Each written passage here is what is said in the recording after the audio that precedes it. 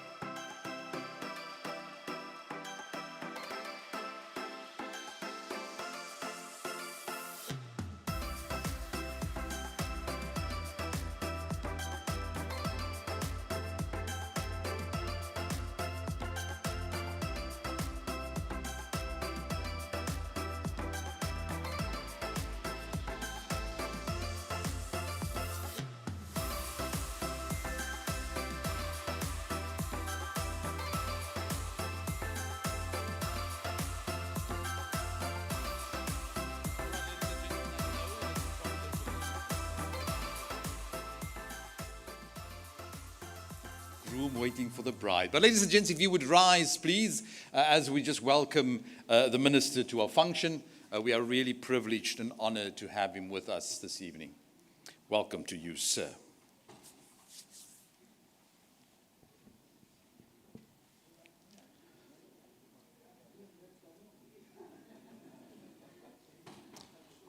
All right, you may grab your seats. It's almost as if the principal entered the school. Everybody just went quiet. My word. So good evening and welcome from my side, and a special word of welcome to all our online participants or visitors, those who are following proceedings online. Thank you very much for being here with us this evening.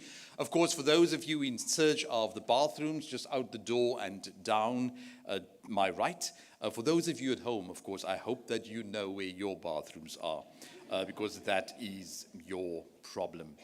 I was thinking, I'm now 52, so if I had to retire at the age of 65, that means I've got 13 years left. And if there are 52 weeks in a year, and I give myself a little bit of holiday, then that gives me 40 weeks a year. And if I do the mathematics properly, then 13 times 40 gives me about 520 weeks. So after this Thursday, I will have 519 left. And it kind of reminds me of the story, the interaction between Charlie Brown and Snoopy. And Charlie Brown said to Snoopy, "Snoopy, one day we are all going to die." And then Snoopy looked at him and said, "I know, but on all the other days, we will not." So today, I think we need to celebrate the fact that we are here. We are here to celebrate science, but we also celebrate that we are here. And I'm going to ask you to just kind of join me for a couple of minutes of silence as you bring to mind those who are no longer with us. Those giants who have contributed to the system of innovation, and who sadly is no longer with us. So take some time to recall, to remember those who are dear to you, but those who have impacted your life in a meaningful way.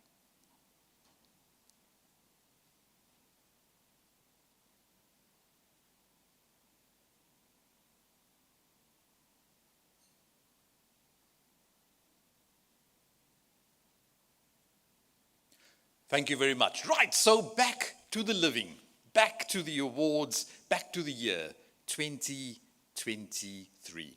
I now invite you to watch the screen as we introduce you to the awards function for 2023.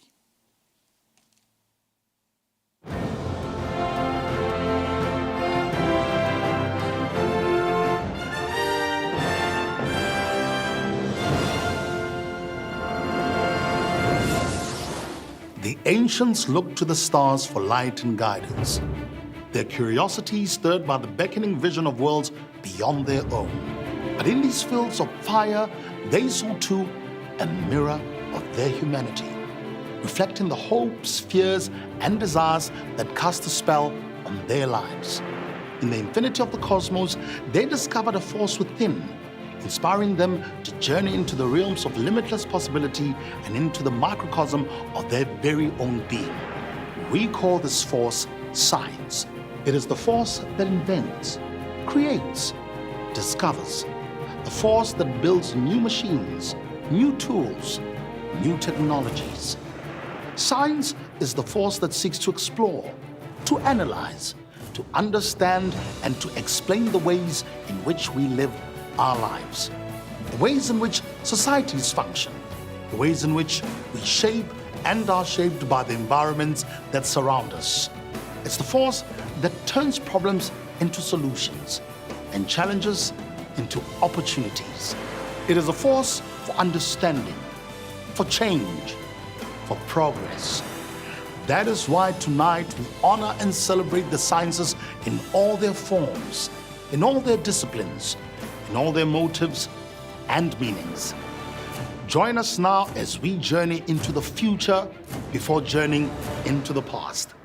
Here in the vastness of the Great Karoo, an arid area that is more than 350 million years old, a gateway to tomorrow is taking shape. opening the way to the deepest ever understanding of the universe. With 197 dishes when completed, the SKA Mid, with the meerkat as its precursor, will have a collecting area of 33,000 square meters, equivalent to the area of 126 tennis courts. It will have 4 times the resolution, 5 times the sensitivity, and will be able to survey the sky 60 times faster than the current best instrument of its type. And this year, we proudly celebrate the 20th anniversary of the SKA project in South Africa. A highly ambitious international collaboration between some of the best and brightest minds on the planet to achieve their dream of seeing further back in time than any human has done before, to the great cosmic dawn when the very first stars were formed in the universe. But making this dream come true calls for a fusion of some of the most vibrant and powerful forces on Earth. The force of innovation, the force of technical know-how, the force of in-depth scientific knowledge, and the force of instinctive, unstoppable curiosity that is symbolized by one of the liveliest creatures on the African bushveld, the meerkat, lending its name to a next-generation radio telescope, serving as a pathfinder to the hidden secrets of space and time. Tonight, we celebrate 20 years of relentless work, of undimmed vision, of world-class expertise that has put South African scientists and researchers at the forefront of one of the most significant global endeavors of the modern age. The Meerkat Telescope and the efforts to build the SKA Mid are a tribute to the spirit of excellence and innovation that thrives in South Africa's research community. An inspiration to all in the humanities, social, and physical sciences who toil to put our country on the map as a powerhouse of scientific achievement, who also remind us that our journey to the stars, to the brightest of all possible tomorrows, has only just begun. Welcome to the National Research Foundation Awards for 2023. Right, so there you have it. Journey to the stars. We don't have to travel far because you are here. The stars, the brightest minds in science, as science is the force that helps us to convert challenges into solutions.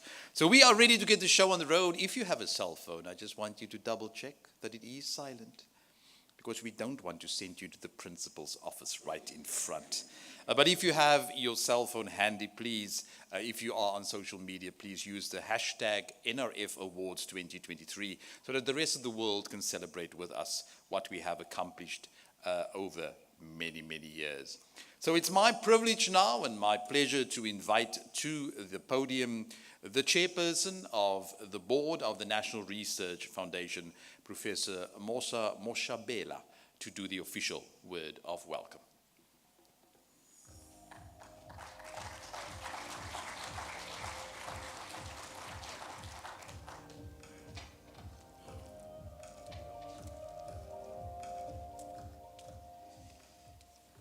Program Director, Dr. Gillian Arendse.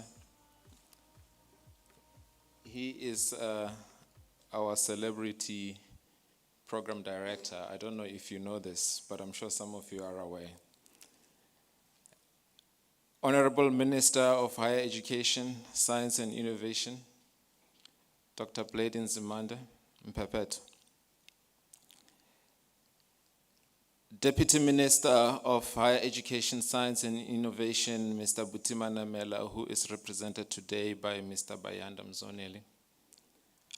Honorable members of the Parliamentary Portfolio Committee on Higher Education, Science and Innovation. Director General of the Department of Science and Innovation, Dr. Phil Mjwaha, who on Monday told me that I must remember that there's a small difference between a DG and a dog, and the difference is the O. Members of the DSI executive, fellow board members of the National Research Foundation present here and those who are absent, the chief executive of the National Research Foundation, Dr. Fulfelo Neromondo, and all the other members of the NRF executive, members of the diplomatic community, the leadership of various science councils, and all the other agencies locally and those from our neighboring countries and the rest of the African continent, Vice Chancellors and fellow Deputy Vice Chancellors present here, our prestigious awardees for tonight, distinguished guests, ladies and gentlemen, a very warm good evening to all of you here in Durban, in KwaZulu-Natal, in Palito, in Zimbabwe. It's my pleasure to welcome you to this prestigious flagship of the National Research Foundation Awards 2023. On behalf of the NRF, I wish to thank you for your patience this evening. Thank you for taking the time to be here tonight as we honor some of South Africa's premier researchers, those whose work has been found to be of a world-class standard, those whose work has been recognized, those who are up-and-coming stars in the science fields, various science fields, those who have changed lives for the better as they impact society with their work, those whose lifelong endeavors have helped build the foundation of our country's science sector. These honors are not to be taken lightly. We at the NRF do not.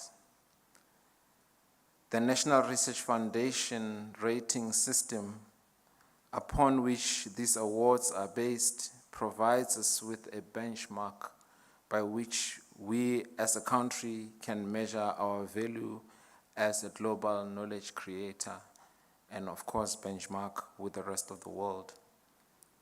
Our cohort of scientists and our scientific institutions rank among the very best in the world, and it is therefore our duty today and every year to continue to foster this commitment to excellence by celebrating with this flagship event such as we hold tonight. Allow me to once again warmly welcome you and thank you for your participation in honoring these researchers. Enjoy the evening and looking forward to interacting with all of you. Thank you.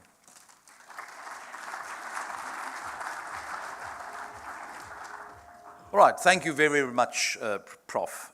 People say that there are different behavioral types. You get the red people, the yellow people, the green people, and the blue people. And for the blue people here, I know that you've studied that program. I know that you've made an estimate of how long this is going to take, more or less. So I just have to shake it up a little bit because we're going to change the program slightly. And I'm now going to invite to the podium the minister to do his keynote address. So he was born. Tonight he's here. He walked in, you stood up. He's going to stand, you will sit. Ladies and gentlemen, your hands in mine for the Minister of Higher Education, Science and Innovation, Dr. Blade Nzimande.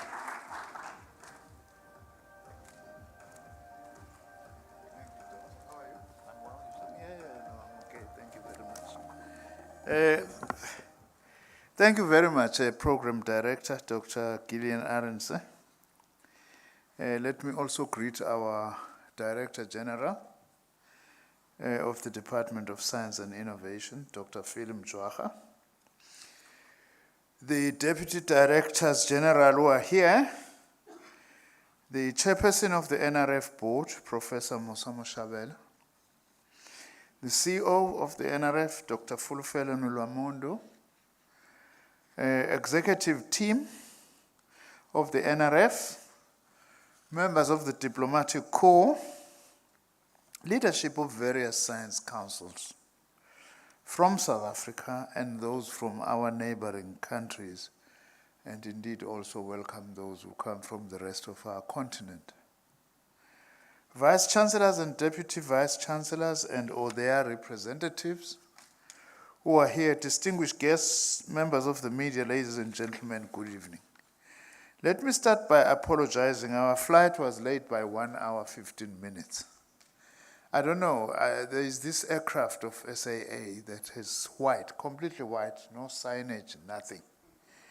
I seem to be having a bit of a challenge these days, so thank you for your patience.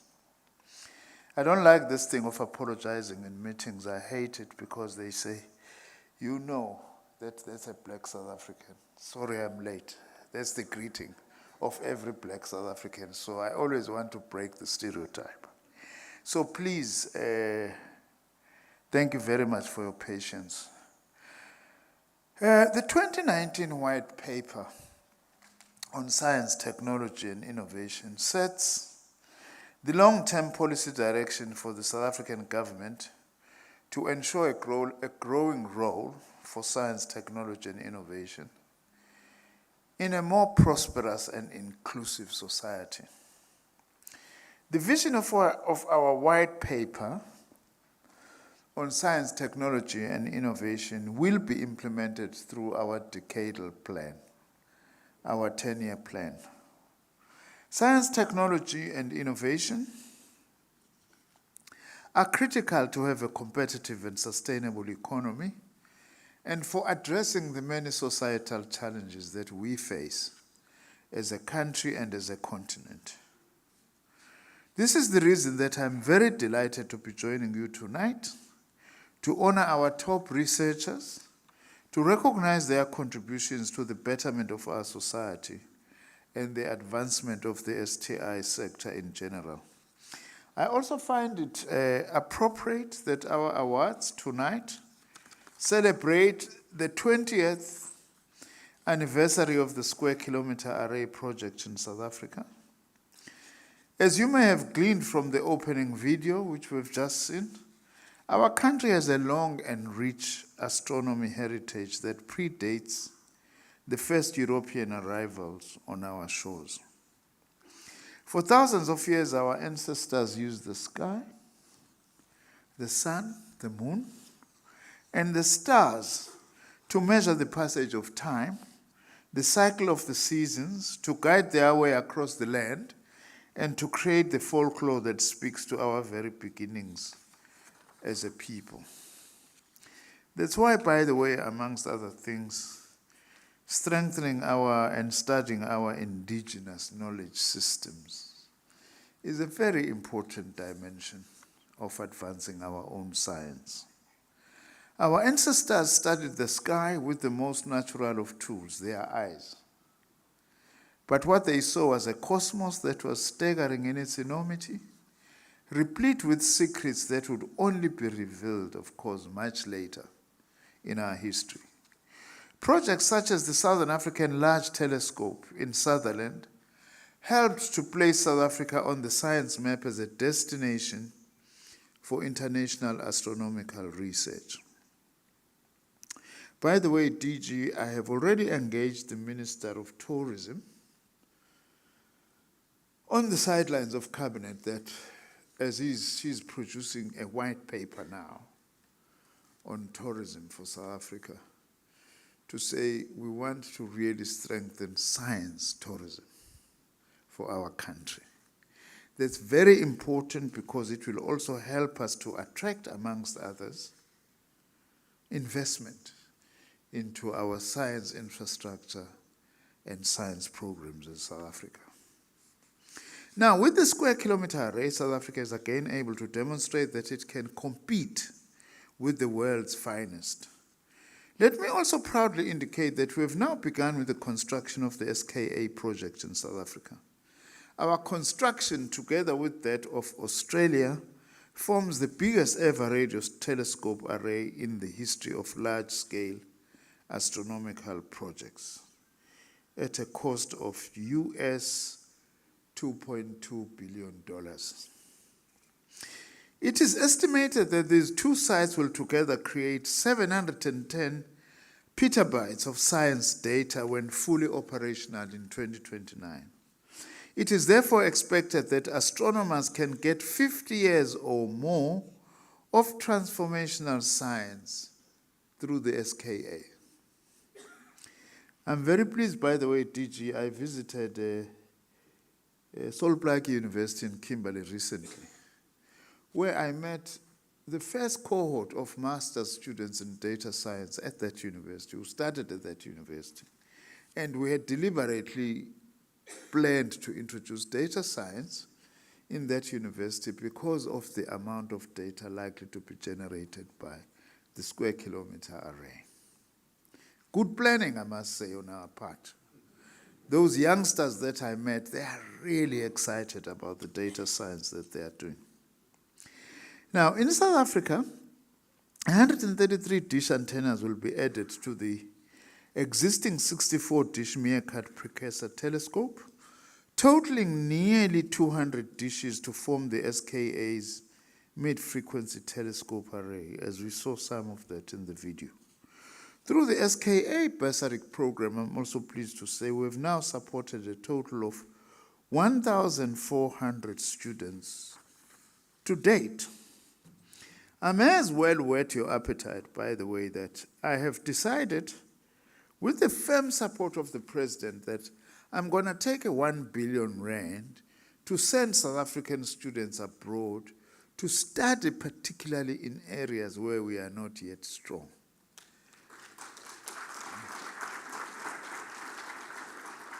And the President said to me yesterday, DG, I'm reporting to you now in the presence of everybody.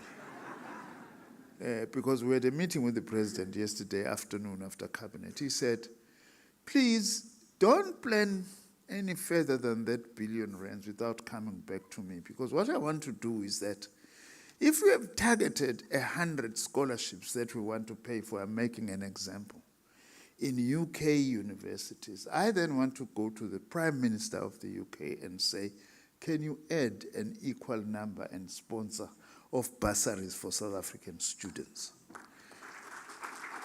And he would like to do that with all the countries that we will actually would have identified, because we are quite committed. Of course, 1 billion rands today, with the rand so weak, it's not so much, but also it's not an insignificant investment, especially if the President is going to say, if we give so much, how much can you give us? At least there's one thing the President is very particular about: scholarships. Whenever I request to go abroad, because we have to seek permission from him, he says, which country are you going to? Please, when you come back, tell me how many scholarships we will actually come back with. Let me also indicate that apart from the benefits to science, South African companies and the South African Radio Astronomy Observatory will benefit immensely from the rolling out of this SKA infrastructure, which includes the building of the SKA Exploratorium in Carnarvon in the Northern Cape. We will also, by the way, be building a tourism coordination center, DG, around the SKA. And we are still, remember, sitting with the task because the President said he still wants a cabinet meeting at Carnarvon. So that all cabinet ministers, he would like them to see what we actually have. That's another opportunity for us to exploit so that we are able to advance science. Because we are good in science as South Africa in many fields. And South African scientific prowess, of course, is not limited to astronomical sciences. But as this evening's awards will hopefully demonstrate, it covers a remarkable diversity of scientific achievements in both the natural sciences and social sciences and humanities. Let me talk a little bit about science and research in response to addressing the many societal challenges that we face. Our decadal plan builds on the existing foundations of the National System of Innovation and pivots the system to address societal challenges and contribute towards accelerated knowledge, digital and innovation-driven, inclusive, sustainable socio-economic development. Our decadal plan emphasizes 4 societal grand challenges. First is climate change. That's a real serious global grand challenge that we face. 2 is future-proofing education and skills. 3 is it reindustrializing the modern economy. 4 is the future of society, and 2 STI priorities that we are focusing on in the decadal plan, which is health innovation and energy innovation. And we better be in a hurry on the energy innovation side, given the very serious challenge that we face as a country. To illustrate an example of one area that is a focus of our decadal plan, as a department we are highly involved in the area of health innovation, particularly in 3 critical areas of medical device and diagnostic innovation, active pharmaceutical ingredient technology innovation, and supporting health needs through vaccine research development and manufacturing strategy. In this regard, we are continuing to support the consortium led by the World Health Organization to develop and build the mRNA vaccine technology transfer hub locally. And we're just about ready to start actually production of a number of vaccines here in South Africa for ourselves and for the continent, and indeed for the entire world. Because our own philosophy is that we have got so much scientific talent in South Africa and insights that we must not just be consumers of scientific products from other parts of the world. We must also be producers of scientific knowledge. That's where the NRF is very important for us, because we are capable of doing that. The aim then of this hub for mRNA vaccine technology transfer is to diversify vaccine manufacturing and specifically accelerate vaccine production in Africa through a consortium that is made up of the Medicines Patent Pool, BioVac, the company, Afrigen Biologics and Vaccines, our own Department of Science and Innovation, the South African Medical Research Council, and a network of the universities and the Africa Centers for Disease Control and Prevention. I must tell you this story. Well, you are lucky you are still 52, Dr. Arends. I'm already 65, so I have hardly any weeks that I'm left with in terms of retirement, except at the mercy of political appointments. But the DG took me to National Institutes of Health in the United States, which is the biggest clinical research, health clinical research center in the world. They have got 6,000 postdocs in one campus. That's where, by the way, former President Donald Trump was admitted for COVID briefly. Someone was very uncomplimentary when I said that, and say, why didn't you say that center should have helped us with President Donald Trump, you know? And the acting head said, I dropped everything when I heard that the Minister of Science is coming here because, Minister, I want to come and apologize to you. And please pass on to your president, because when you discovered the Omicron variant of COVID-19, we sought to isolate you as a country and say we are coming with this variant, that's going to be a problem. I want to tell you today, had we not been sensitized by you and know that there is variant, hundreds of thousands more Americans could have died easily. That's you as our scientists that the world is actually proud on, and it's something that we must build on. That is why when I'm saying we mustn't just be consumers, but we must also be producers of scientific knowledge. I must indicate that our science and innovation investments made in the past decades have been critical enablers to ensure South Africa has the necessary expertise, infrastructure, and research capacity to respond to imminent health risks. This was demonstrated when our national system of innovation leveraged our response systems to the COVID-19 pandemic, as I have said. Collectively, we were able to respond to COVID-19 in a joint effort. In fact, the DG of the Health Organization, when he was in Cape Town, he says, South Africa, you don't realize what you have done in managing a pandemic, how you mobilize science on a day-to-day basis to manage COVID-19 in a manner that many other countries, including developed countries, were able to do. That was the DG who said it in my own ears in front of me when we were hosting him in Cape Town. Our country produced premier science that did not only assist us locally, but also contributed, as I have said, to the global body of knowledge on COVID-19. And our infrastructure in response to COVID-19 included the KwaZulu-Natal Research Innovation and Sequencing Platform, which managed to identify the first variants of COVID-19, the Center for Proteomic and Genomic Research, the South African Biodiversity Institute, whose research and development portfolio includes pathogen genomics and the skills needed in the area of vaccines, biochemistry, microbiology, and genetics, amongst others.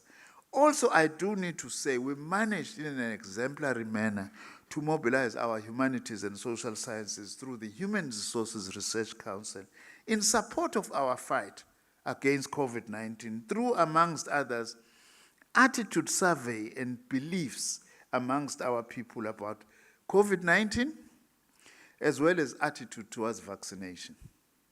This was a contribution that we made that was not only beneficial to South Africa, but was beneficial to the rest of the world. Allow me to touch on the last section, issue that I just want to touch on science and innovation for economic development, because this is where also our biggest pressure point is. As you know, as South Africa, we face massive economic and social reproduction challenges, which manifest in the persistent high levels of unemployment, poverty, and inequality that imposes debilitating effects on the poor and the working class in particular. Government sees the role of STI as critical in the fight against economic and social inequality and the quest for a more inclusive, equal, and socially just society. We have developed the DSI's innovation strategy in support of our country's economic reconstruction and recovery plan. The strategy repositions our own department to promote new knowledge production and innovation directly supportive of the strategic aims of the ERRP. Through the National Research Foundation, our department continues to develop new generations of scientists who represent a cross-section of our country's scientific endeavors, men and women who are committed to overcome the challenges in our society through scientific research and innovation. Their work is aimed at addressing the needs of our society, whether it is feeding, educating, and keeping citizens healthy, or discovering ways to mitigate effects of climate change, protect our delicate ecosystems, or adding substantially to the world's store of knowledge. While we honor these people for the positive impact of their work, we also honor them for the lives they've changed. This includes the training and upskilling of postgraduate students who seek to immerse themselves in the sciences that seek to solve society's persistent developmental challenges, as well as postdoctoral researchers who seek to position themselves at the leading edge of scientific innovation. By the way, DG, that acting director of the National Institutes of Health, yeah, that's where Dr. Fauci was, by the way. We even met in his boardroom.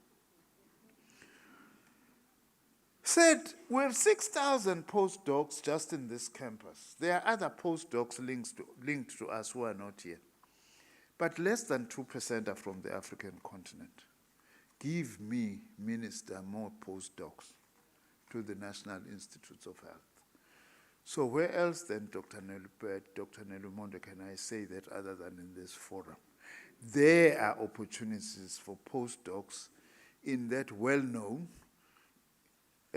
center of research, excellent research in the United States of America. One might as well ask a question: how do we know that our efforts as a department have been effective? in bolstering the country's research environment, because it's very important that we are able to evaluate ourselves. One way of knowing is by looking at our research performance. Very quickly, the Web of Science publications by NRF-funded research has increased by almost 12% in the single year from 2020 to 2021, faster than the world average of 1.7%. NRF-funded researchers also produced 33% of South Africa's publications. In 2020, the NRF supported 15% of the country's researchers who produced almost 30% of the country's articles. On the NRF's Web of Science publications, 57% were linked to one or more of the United Nations Sustainable Development Goals, placing it among such countries as Denmark, Egypt, Singapore, and Austria. The NRF has made considerable strides in addressing the historical imbalances that have existed in the research landscape. 81% of students funded by the organization are black, and researchers funded are comprised of 59% women and 50% black women. That's an important achievement. Although more still needs to be done. My philosophy, partly which of course I found in existence in this department. I must say, by the way, DG, one of the things that the president has done to me is actually to make me Minister of Science. I'm just finding this portfolio incredibly exciting and rewarding. It also relieves me from protests from NSFAS students. You know? So I can get a breather, you know? And look and go and launch your center facility for production of isotopes to treat cancer. That's a huge relief from students who say they are excluded from NSFAS. I must say, our philosophy, my philosophy, which I find in this department, is that science is innovation is everywhere. You'll find it at the highest of level, but also there's grassroots, innovation happening at grassroots. That's why it is important that we affirm black South Africans and women in this field of science, because by so doing, we are increasing the pool of science from which we can go get new innovations in science. Impressive as these figures, as I say, there's still work to be done, particularly in the area of NRF-rated researchers. For example, in the 5 years from 2018 to 2022, the number of black-rated researchers grew from 20 to 27%, and the number of women from 29 to 32%. An achievement, but still low, given the challenges that we have. We need to expand our mentorships, provide more training and upskilling opportunities to those from historically disadvantaged groups, build greater capacity at our research institutions, particularly those that have been marginalized. And most importantly, we need to encourage more of our learners at school level to embrace STEM subjects and not only take them further once they enter university. We also need to encourage larger numbers of capable undergraduates to pursue postgraduate study and the postdocs. NRF Awards play a critical role in all of this, represent a very high standard of research excellence. Our cohort of scientists compete at the same level as their global counterparts, as I have said, and we have earned respect. I even got part of that respect as Minister of Science from the acting director of the National Institutes of Health. And my DG was there, and of course, when I was just being given this recognition, I said yes, with such confidence, you know? And thereafter, once we have left, I said, DG, by the way, thank you to you for the background work, you know, that you are actually doing. Now, we do need to encourage investment by the private sector. It's been declining over the last few years. And we are part of this extending the tax research incentives until 31st of December 2023. Beyond this, we are firmly committed to leveraging both public and private resources to increase gross domestic investment in research and development to the 1.5% as per the National Development Plan. of our GDP, 1.5% of our GDP. In conclusion, I would like to say that by commending the NRF and its leadership for maintaining the high standards of research output in South Africa, there is a trap in that. If you are doing well at this level, it means you can't go down. Okay? NgesiZulu kuthiwa kushawe edonsayo. What that means is that the bull or whatever that pulls strongest in a span of cattle gets the biggest hiding if it doesn't pull. Those who do not pull well, you know. So you can't go below. Even as the scientific community, we can't go below what we have achieved in South Africa. And the NRF continues to advance knowledge, change lives, and inspire our nation. The awards this evening demonstrate the power of public investment in science for public good. Science at the service of society, particularly the most marginalized and vulnerable sectors of our society. We want science for social justice, as we said when we hosted the World Science Forum in Cape Town in December. As a minister, or not as a minister, as the Minister of Higher Education, Science and Innovation, at least until sometime next year, I must indicate that I'm proud to be presiding over the DSI, which provides the policy framework within which the NRF is directed to play such a catalytic role in expanding and transforming South Africa's STI landscape. Thank you very much to all of you, to the NRF, everyone, for the to our universities and all our other role players, our science councils, for making South Africa a better place for all its citizens through science. Congratulations also to all the awardees today. It makes one feel proud to be a South African. Thank you very much.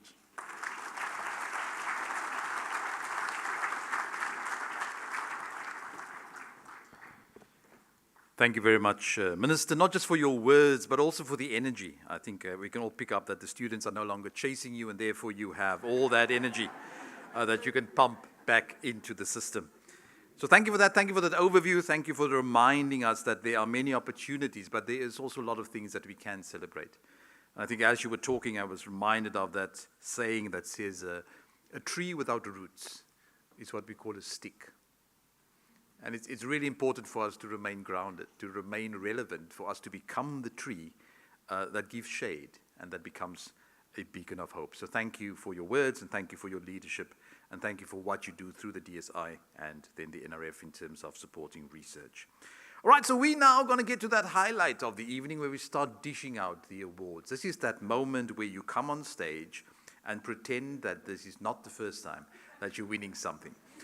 So you come on stage, there are some markers here, you position yourself, you remember to smile, there's a guy with a camera, take a smile, so it's touch, pause, click, and then you run off. At this point, I would just like to point out that this is not a baptism. And I am not a minister. If what comes out of my mouth does not sound like your name, just still come forward. I will try and do my utmost best to make it sound as if it's you, but if it's not you and you can read your name, just hurry up slowly and come to the front. All right, so we're going to start with our first category. We've got a number of categories, and we also have a guest speaker that we will introduce later on. We're going to start with our first category, which is the Research Excellence Award for Next Generation Researchers. And I'm going to call to the stage Dr. Mary Jane Bopape, who's the Managing Director of SAON, together with Dr. Ntombi Mutshekwane, who's a board member, National Research Foundation, to join me on stage as they will hand over the tokens of those that I introduced to you. So just quickly, the Research Excellence Award. The NRF provides funding to postgraduate students in order to address the skills shortages in the fields of science, engineering, technology, humanities, and social sciences by increasing the possibility of retaining suitably qualified young scientists, thereby increasing the pool of researchers and knowledge workers in the national system of innovation. So this award recognizes outstanding academic performance by final year doctoral students. So for the year 2023, the first recipient from Northwest University is Maricel Boetis.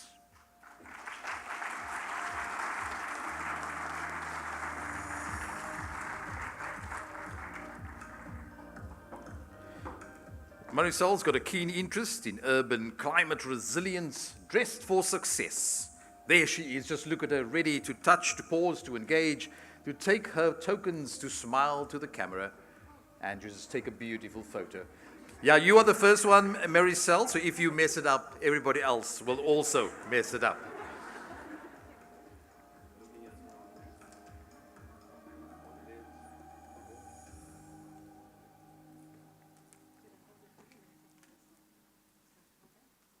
So it's the rest of you just take notes, right? It's to the left, to the right, and then all together. Landscape, all three. There we have it. Our first recipient in our Research Excellence Award for Next Generation Researchers. Our second recipient for 2023, who unfortunately can't be with us this evening, is Carla Dodd from the Department of Zoology at Nelson Mandela University.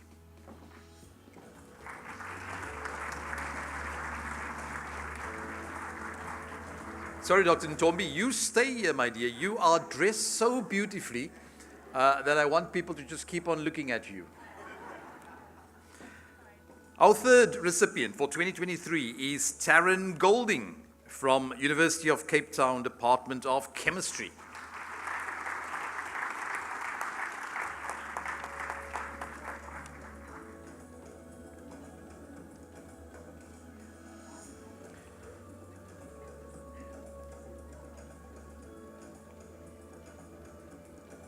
Just look at that face. The first time that I've ever gotten an award.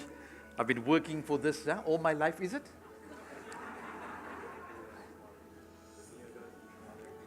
Smile to the left, then you smile to the right. And now you realize that you don't have enough wall space at home for all the certificates, but you'll sort that out later. Our fourth recipient for 2023 is Ati Mavukwana from the University of South Africa, Department of Chemical Engineering.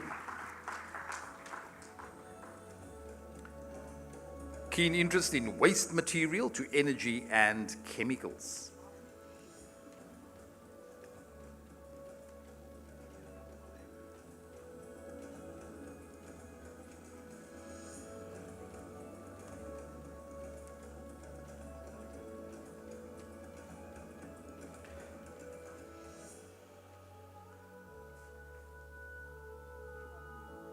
Right, then also from the University of South Africa, Department of Life and Consumer Sciences, we have Kabelo Mokhalaboni.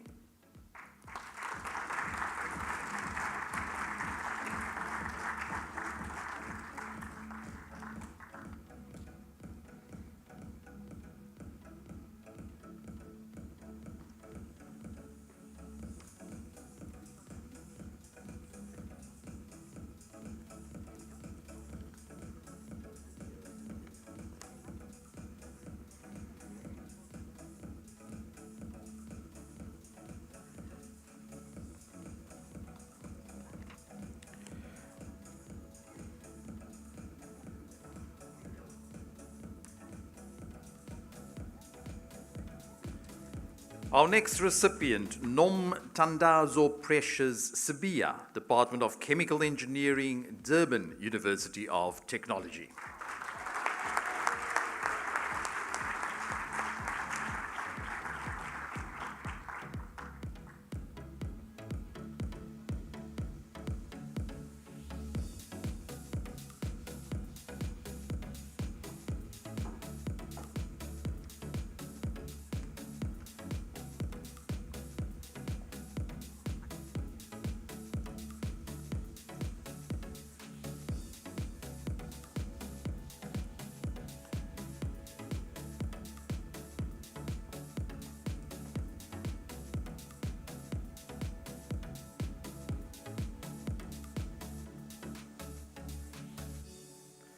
And then our last recipient in this category is Bertus van Heerden, Department of Physics at the University of Pretoria.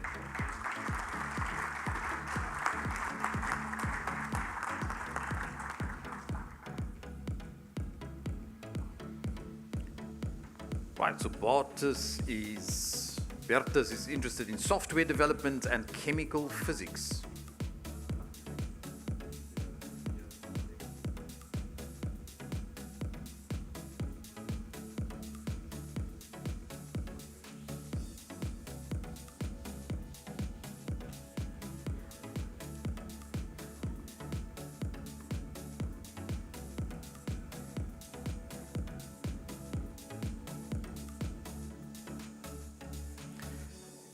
Congratulations once again. Let's give all the awardees a round of applause. Dr. Ntombi, you are now allowed to leave the stage, but Mary Jane, you stay. I'm just joking, you can go. No, please, you stay, you definitely stay. Our next category is the Research Excellence Awards for early career or emerging researchers. And I'm going to ask Mr. John Sturley, the account manager at Elsevier South Africa, to just join you on stage to hand over the tokens for us. So this award, the NRF aspires to develop and enhance the research stature of early career or emerging researchers, prioritizing Black, female, and people with disabilities as part of its transformation agenda, which among others aims to redress historical imbalances in the South African researcher cohort. The award recognizes outstanding research performance by current early career or emerging researchers in any discipline who are NRF grant holders. And this award category, of course, is sponsored by Elsevier. So our first recipient for the year 2023 from the Department of Chemical Engineering Technology at the University of the Western Cape, Dr. Omowunmi Aisha Fiat. Yeah. Omowunmi. Is that more or less right? I messed it up. Ladies and gentlemen, Dr. O.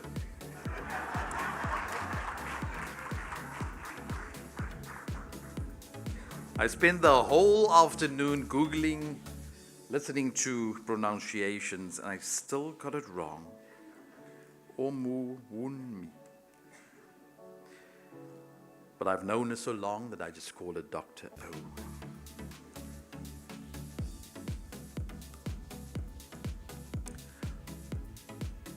Then our second recipient, who unfortunately can't be with us this evening, is Professor Lawrence Madikizela from the College of Science, Engineering and Technology at the University of South Africa.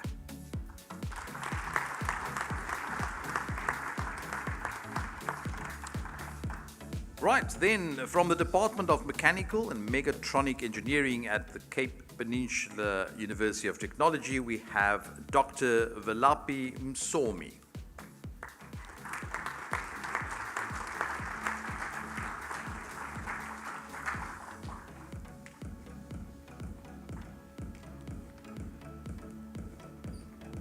So Dr. Msomi's got an interest in renewable and sustainable energy, as well as thin film technology.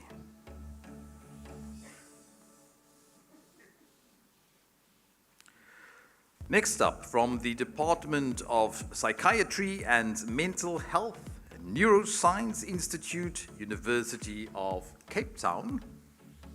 As they are still busy, I pause. We have Associate Professor Natasha Kuhn.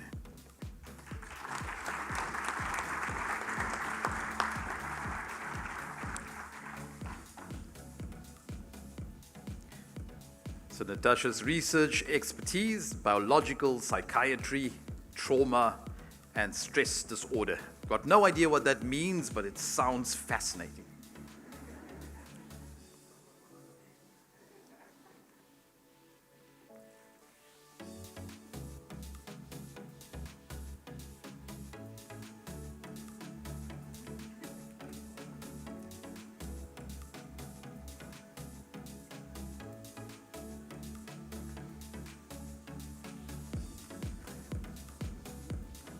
Our next recipient from the Department of Surgery at the University of the Witwatersrand, Dr.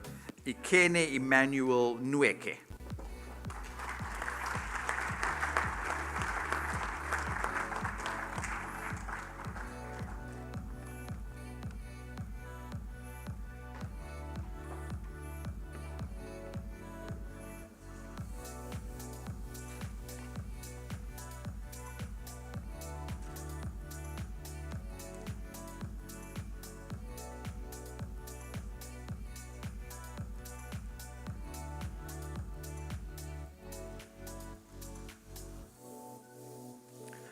Well, then our final recipient in this category is Dr. Nastasia Tandiwe Sitole from the Department of Chemical Engineering Technology, University of Johannesburg.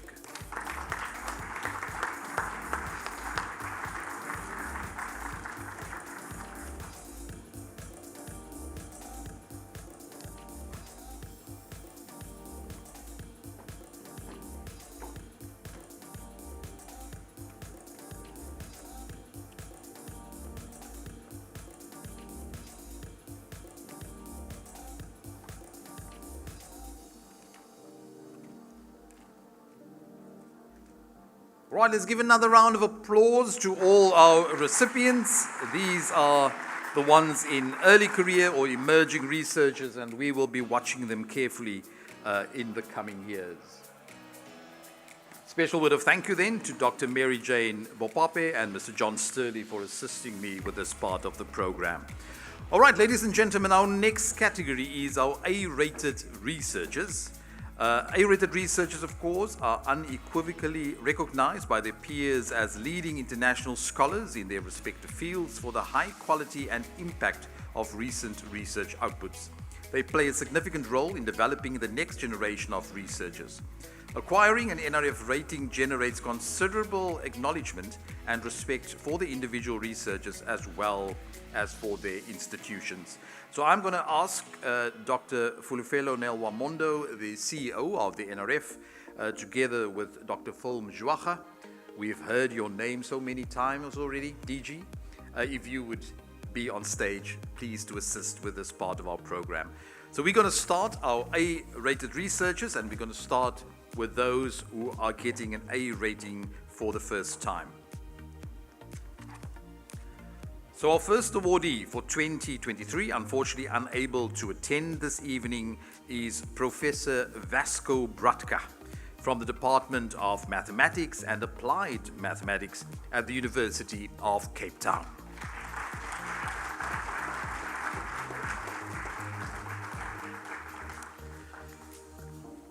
Our second awardee, unfortunately also not here, so it looks as if the two of you will just be standing here looking beautiful. From the Oram Institute, Professor Gavin Churchyard.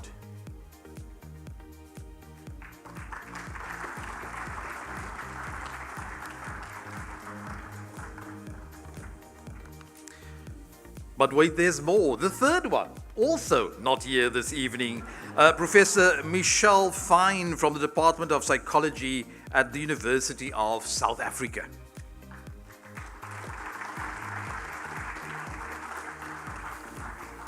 Right, so clearly if you're a first-time A-rated scientist, you're still very busy in the lab. That's why they're unfortunately unable to be with us. Our fourth recipient for 2023 from the Department of Astronomy at the University of Cape Town is Professor Renee Christine Kraan-Korteweg, who unfortunately is also not here this evening.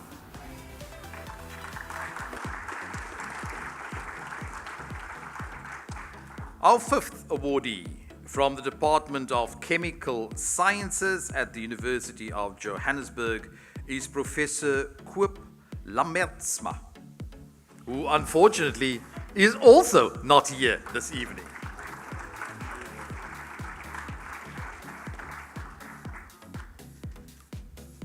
Then our sixth awardee for 2023 from the Agricultural Research Council, Onderstepoort Veterinary Institute, Professor Barend Ben Mans.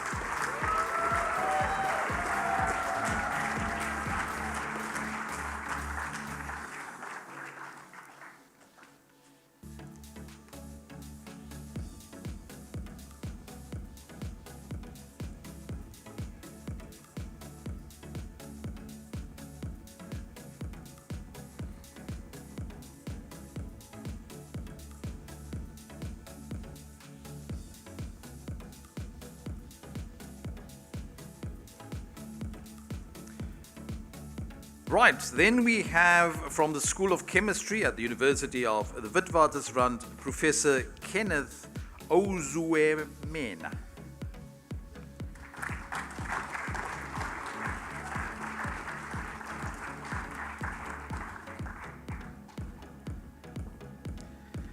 With research expertise in photoelectrochemistry, electrochemical sensors, and battery chemistry.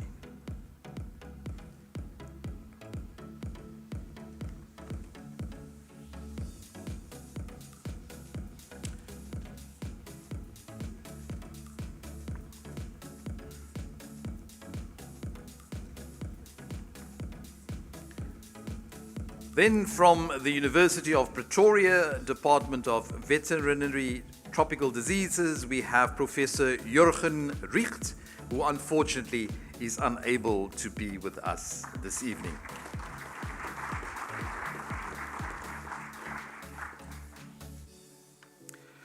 Then from the Fitzpatrick Institute of African Ornithology, University of Cape Town, Professor Claire Spotterswood.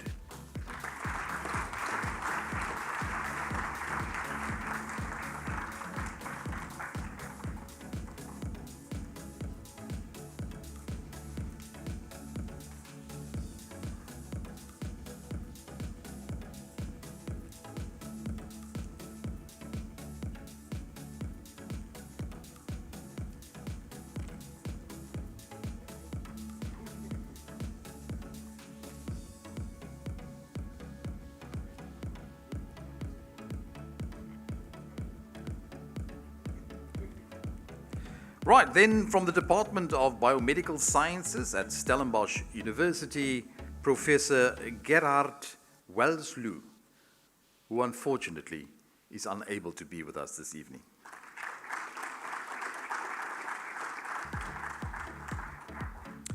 Then our last recipient in this category, A-rated scientist, first time from the Department of Civil Engineering at the University of Cape Town, Professor Alphonse Zingoni.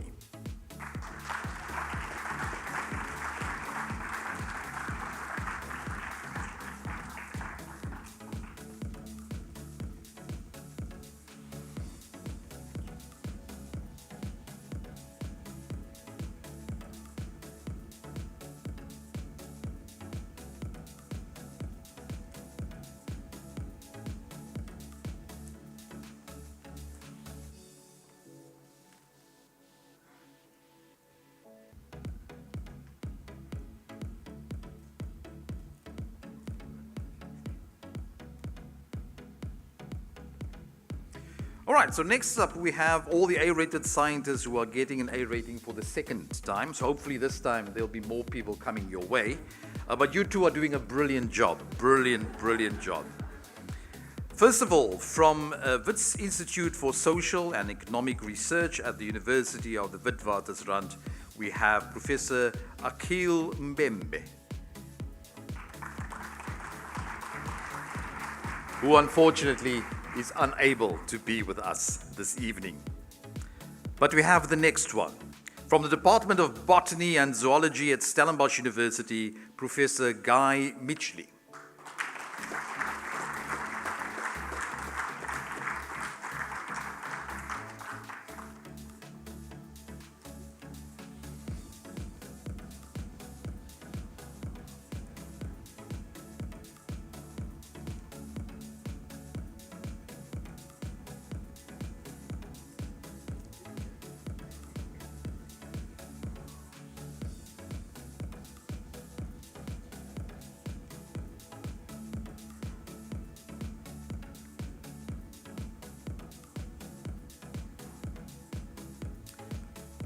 All right, then from the Fitzpatrick Institute of African Ornithology, University of Cape Town, Professor Peter Ryan. Unfortunately, also not here this evening. Then the last recipient in this category, A-rated scientist for the second time, from the Institute for Intelligent Systems at the University of Johannesburg, Professor Ching-Wu Wang.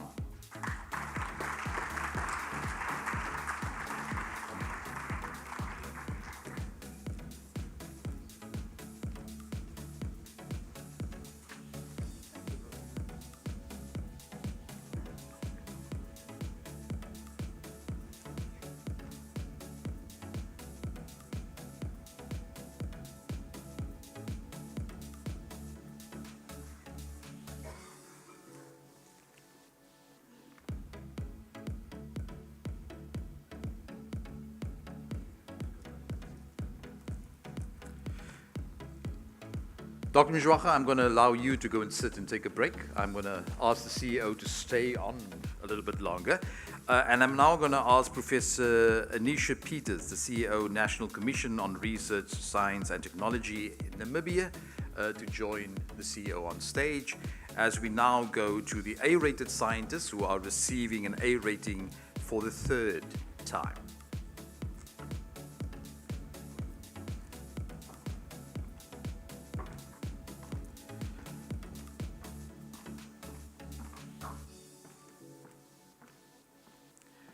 So first up, we have from the Research Strategy and Intramural Unit, South African Medical Research Council, Professor Rachel Jukes.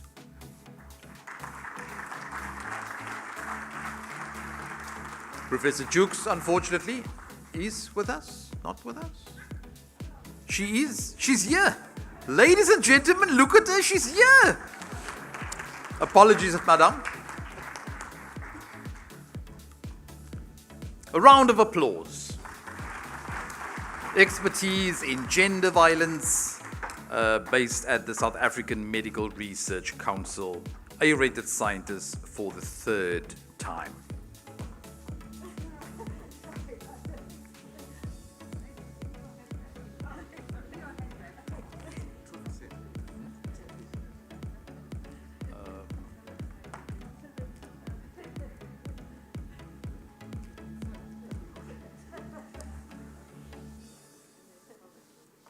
All right, we just get the tokens quickly from the back.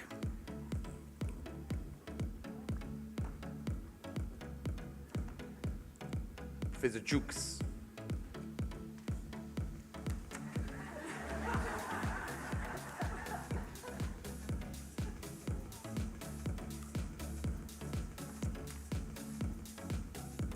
This is that moment in time where you pretend that you received something. You shake, you hug, you just hold each other in an embrace and you celebrate the fact that this is the third time that you are getting it. Apologies for that. We, for some reason, got it mixed up that you would not be here. But we will make sure that you get the tokens and the certificates ASAP. Our next recipient for 2022 from the School of Pathology at the University of the Witwatersrand is Professor Shabir Mahdi. Who I think is not here. Hope I've got that one correct.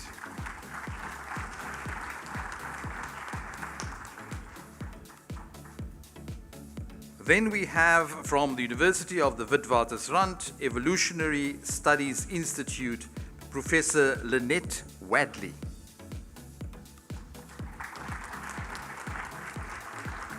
Professor Wadley, unfortunately, also unable to be with us this evening. And then we have from the School of Mathematics at the University of the Witwatersrand, Professor Ewan Zellenjuk.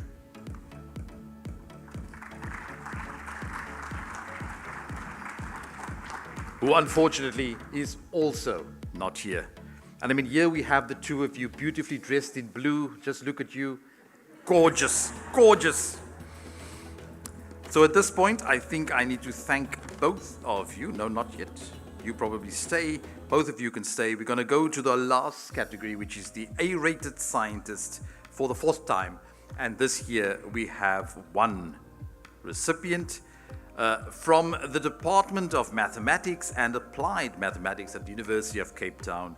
Ladies and gentlemen, your hands in mind for Professor George Gineletsi.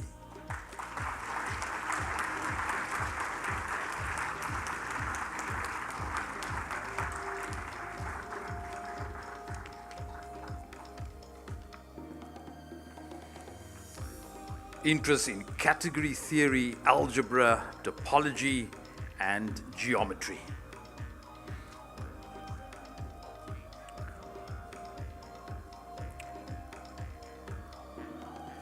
So congratulations once again, Professor George, A-rated researcher for the fourth time. Let's give a round of applause to all our A-rated scientists for 2023. Special word of thank you, Dr. Nawamondo. Thank you very much, Dr. Peters, for being here, and thank you for assisting us with this part of the program. Ladies and gents, it's now my privilege and my pleasure to introduce to you our guest speaker for this evening. We thought it would be a good idea to include that into the program.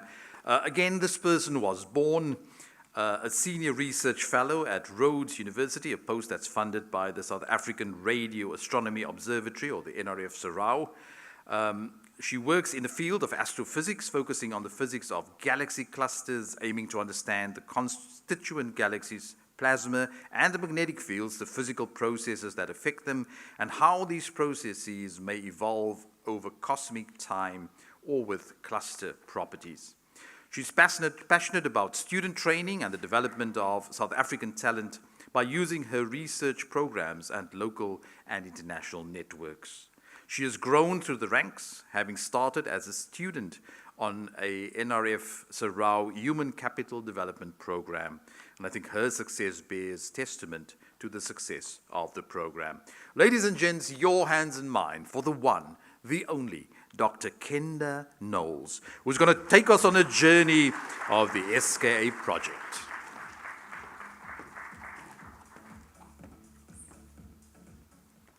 All right, thanks very much. While they get the slides up, I think this is probably the most distinguished audience I've ever given a talk to, so thanks very much for having me. So I was asked today to give a talk on the journey of the SKA project in South Africa.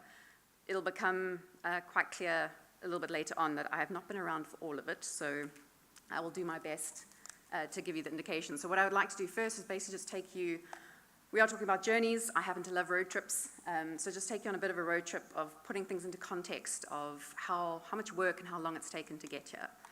So I guess the story more or less starts in 1996. So we had the white paper on science and technology, and here our democratic government was basically acknowledging the importance of science and astronomy in particular for growth of the country, growth of the economy, and growth of our people. And then fast forward 3 years later, there was the first International SKA Steering Committee meeting. So now, before I go any further, why would we care about the SKA? When you have hopefully seen a lot of beautiful images from, for example, the Hubble Space Telescope, it's an optical instrument, you get very lovely fine detail. The wavelengths that we deal with in radio are much longer, and so you need a much, much bigger instrument to get that same level of detail. And this is sort of the idea behind the SKA. So the international community was starting to already think about, well, what is the next step in radio astronomy? How do we grow? What do we need to do to get there? So now in the South African context, 2000 was when the Southern African Large Telescope was being commissioned, sorry, not commissioned, but rather inaugurated. And the South African government was starting to think about, well, what is the next step? Where can South Africa take the next big investment into astronomy with a large project? The DST, well, what was at the time the DST and the NRF, they held a workshop to basically start thinking about this next big project. And that same year, South Africa joined the international SKA project, and a year later said that they wanted to bid to host this amazing instrument. And then 2003, which is where, 20 years since, which is what we're celebrating, I guess, from now, is when the SKA South Africa project was formed.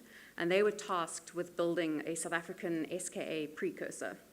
And they identified that our Karoo semi-desert, which you can see here in the black ringed area, was an ideal place for radio astronomy because thankfully sheep don't give off radio waves. Did I go back the wrong way? We are missing a slide. Maybe it's loading. Once this project has been started, obviously a lot of people were putting in a lot of work to start getting these bids ready, and we submitted our first SKA host bid in 2005, and then the pool basically got narrowed down to South Africa versus Australia, and we sent in our final host bid in 2011.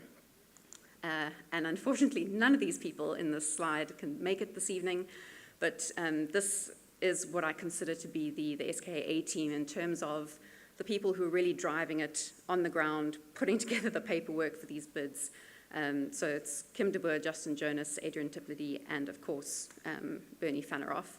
So I'd just like to acknowledge their contribution. Without them, we wouldn't be able to be celebrating this evening. I will say, obviously, it wasn't just them. There was a lot of other people at play, and I'm glad to see many of them in the audience. But this image was actually in lieu of a photo that we know exists, but no one can find, of them all sitting just before, I think, the final bid, with the mounds of paperwork around them, many, many sleepless nights to get there.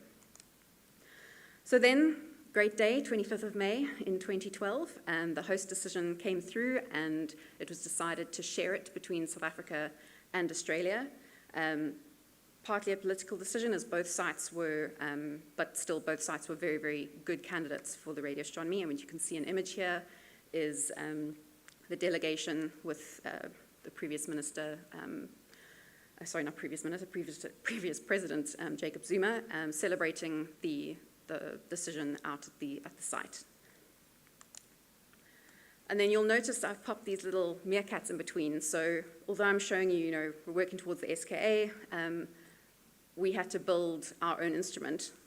And so there was a lot of work going in behind the scenes here that you don't see on this sort of track with Meerkat. And all that built up to our Meerkat telescope, which I'll get into a little bit later, being inaugurated in 2018. And hopefully many of you had seen the famous image of our galactic center.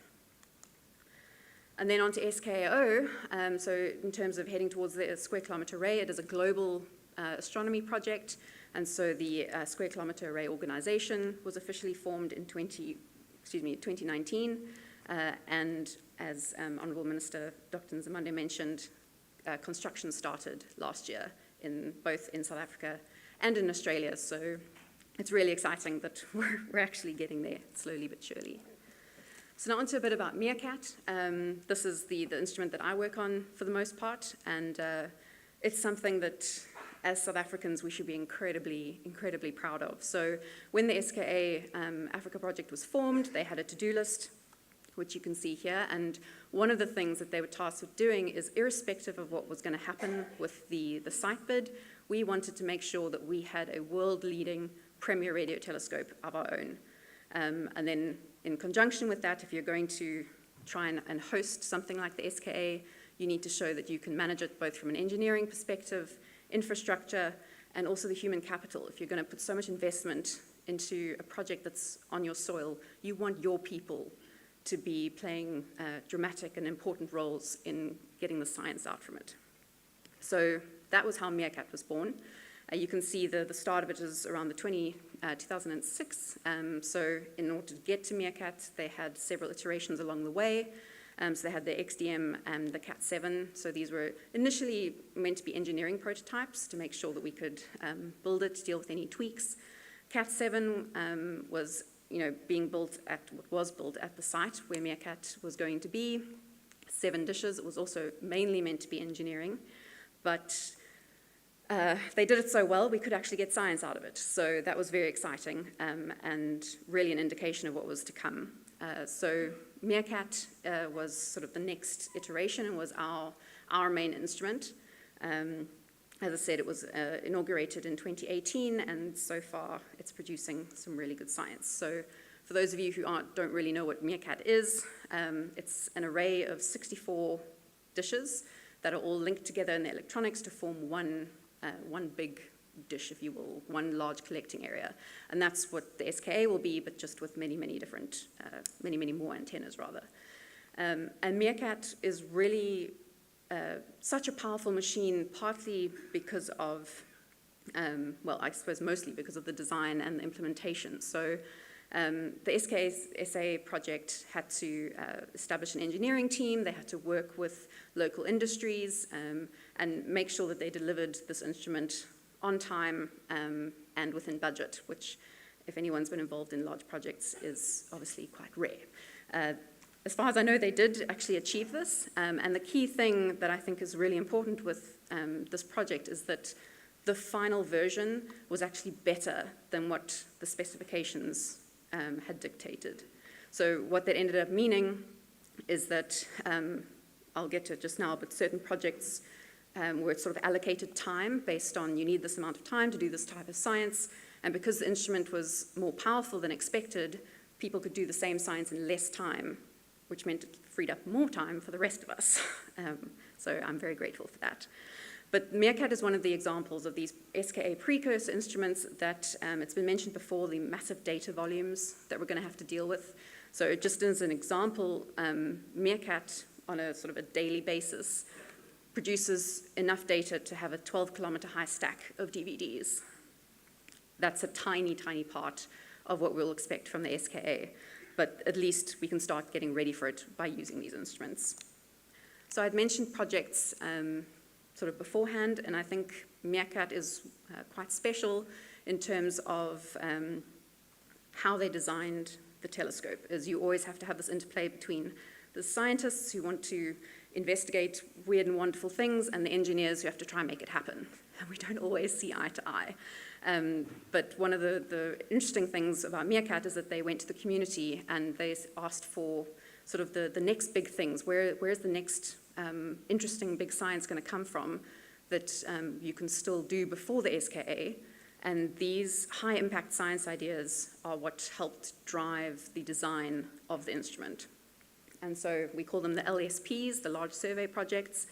And there's quite a variation. You have some that deal with spectral line information, looking at neutral hydrogen, so like the key ingredient that forms stuff in the universe. You've got people looking at galaxies and trying to understand how the galaxies evolved. And then there's a couple of projects that look at things that go bump in the night. So, you know, transients on the sky, pulsars, things like that. So I hope you'll agree with me that this is quite a wide or broad science objective. But that's good, because it means you have an extremely versatile instrument. And that is something that we're seeing with Meerkat. And the fact that it is so sensitive, it's in the Southern Hemisphere, which hadn't really had this level of sensitivity in an instrument before. Meerkat, it's enabled Meerkat to start providing a lot of firsts for the field. So I've just selected 3 here because I, have a limited amount of space on the slide. But so things to highlight, for example, there was a new world record in timing of pulsars. The image that you can see on the left here, the sort of the colored, I don't have a laser, but what you're actually seeing there is big regions of diffuse plasma in a galaxy cluster, and the insert there is the magnetic fields. And what you're actually able to see here is the 3D magnetic field structure, which is something we hadn't been able to probe before, and now hopefully is going to become routine. And then also just in terms of the sensitivity, in 90 minutes of telescope data, people were able to get a spectral line sensitivity of over 4,000 signal to noise. So if you consider that a telescope has about 5,000 free hours a year that they could give to sort of the open community, 90 minutes is, you can do a lot with it.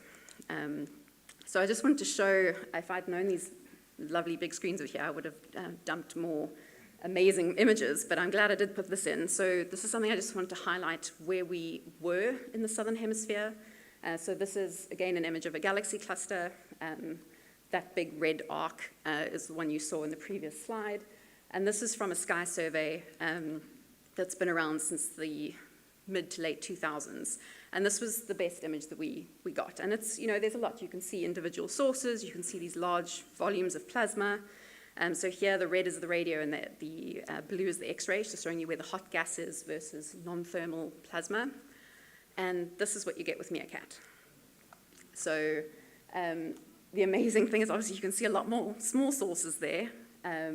But even these large structures, you're seeing the volume, but you can also see the filamentary details that we didn't know existed in the system, which was one of, a well-studied one considering the data we had at the time.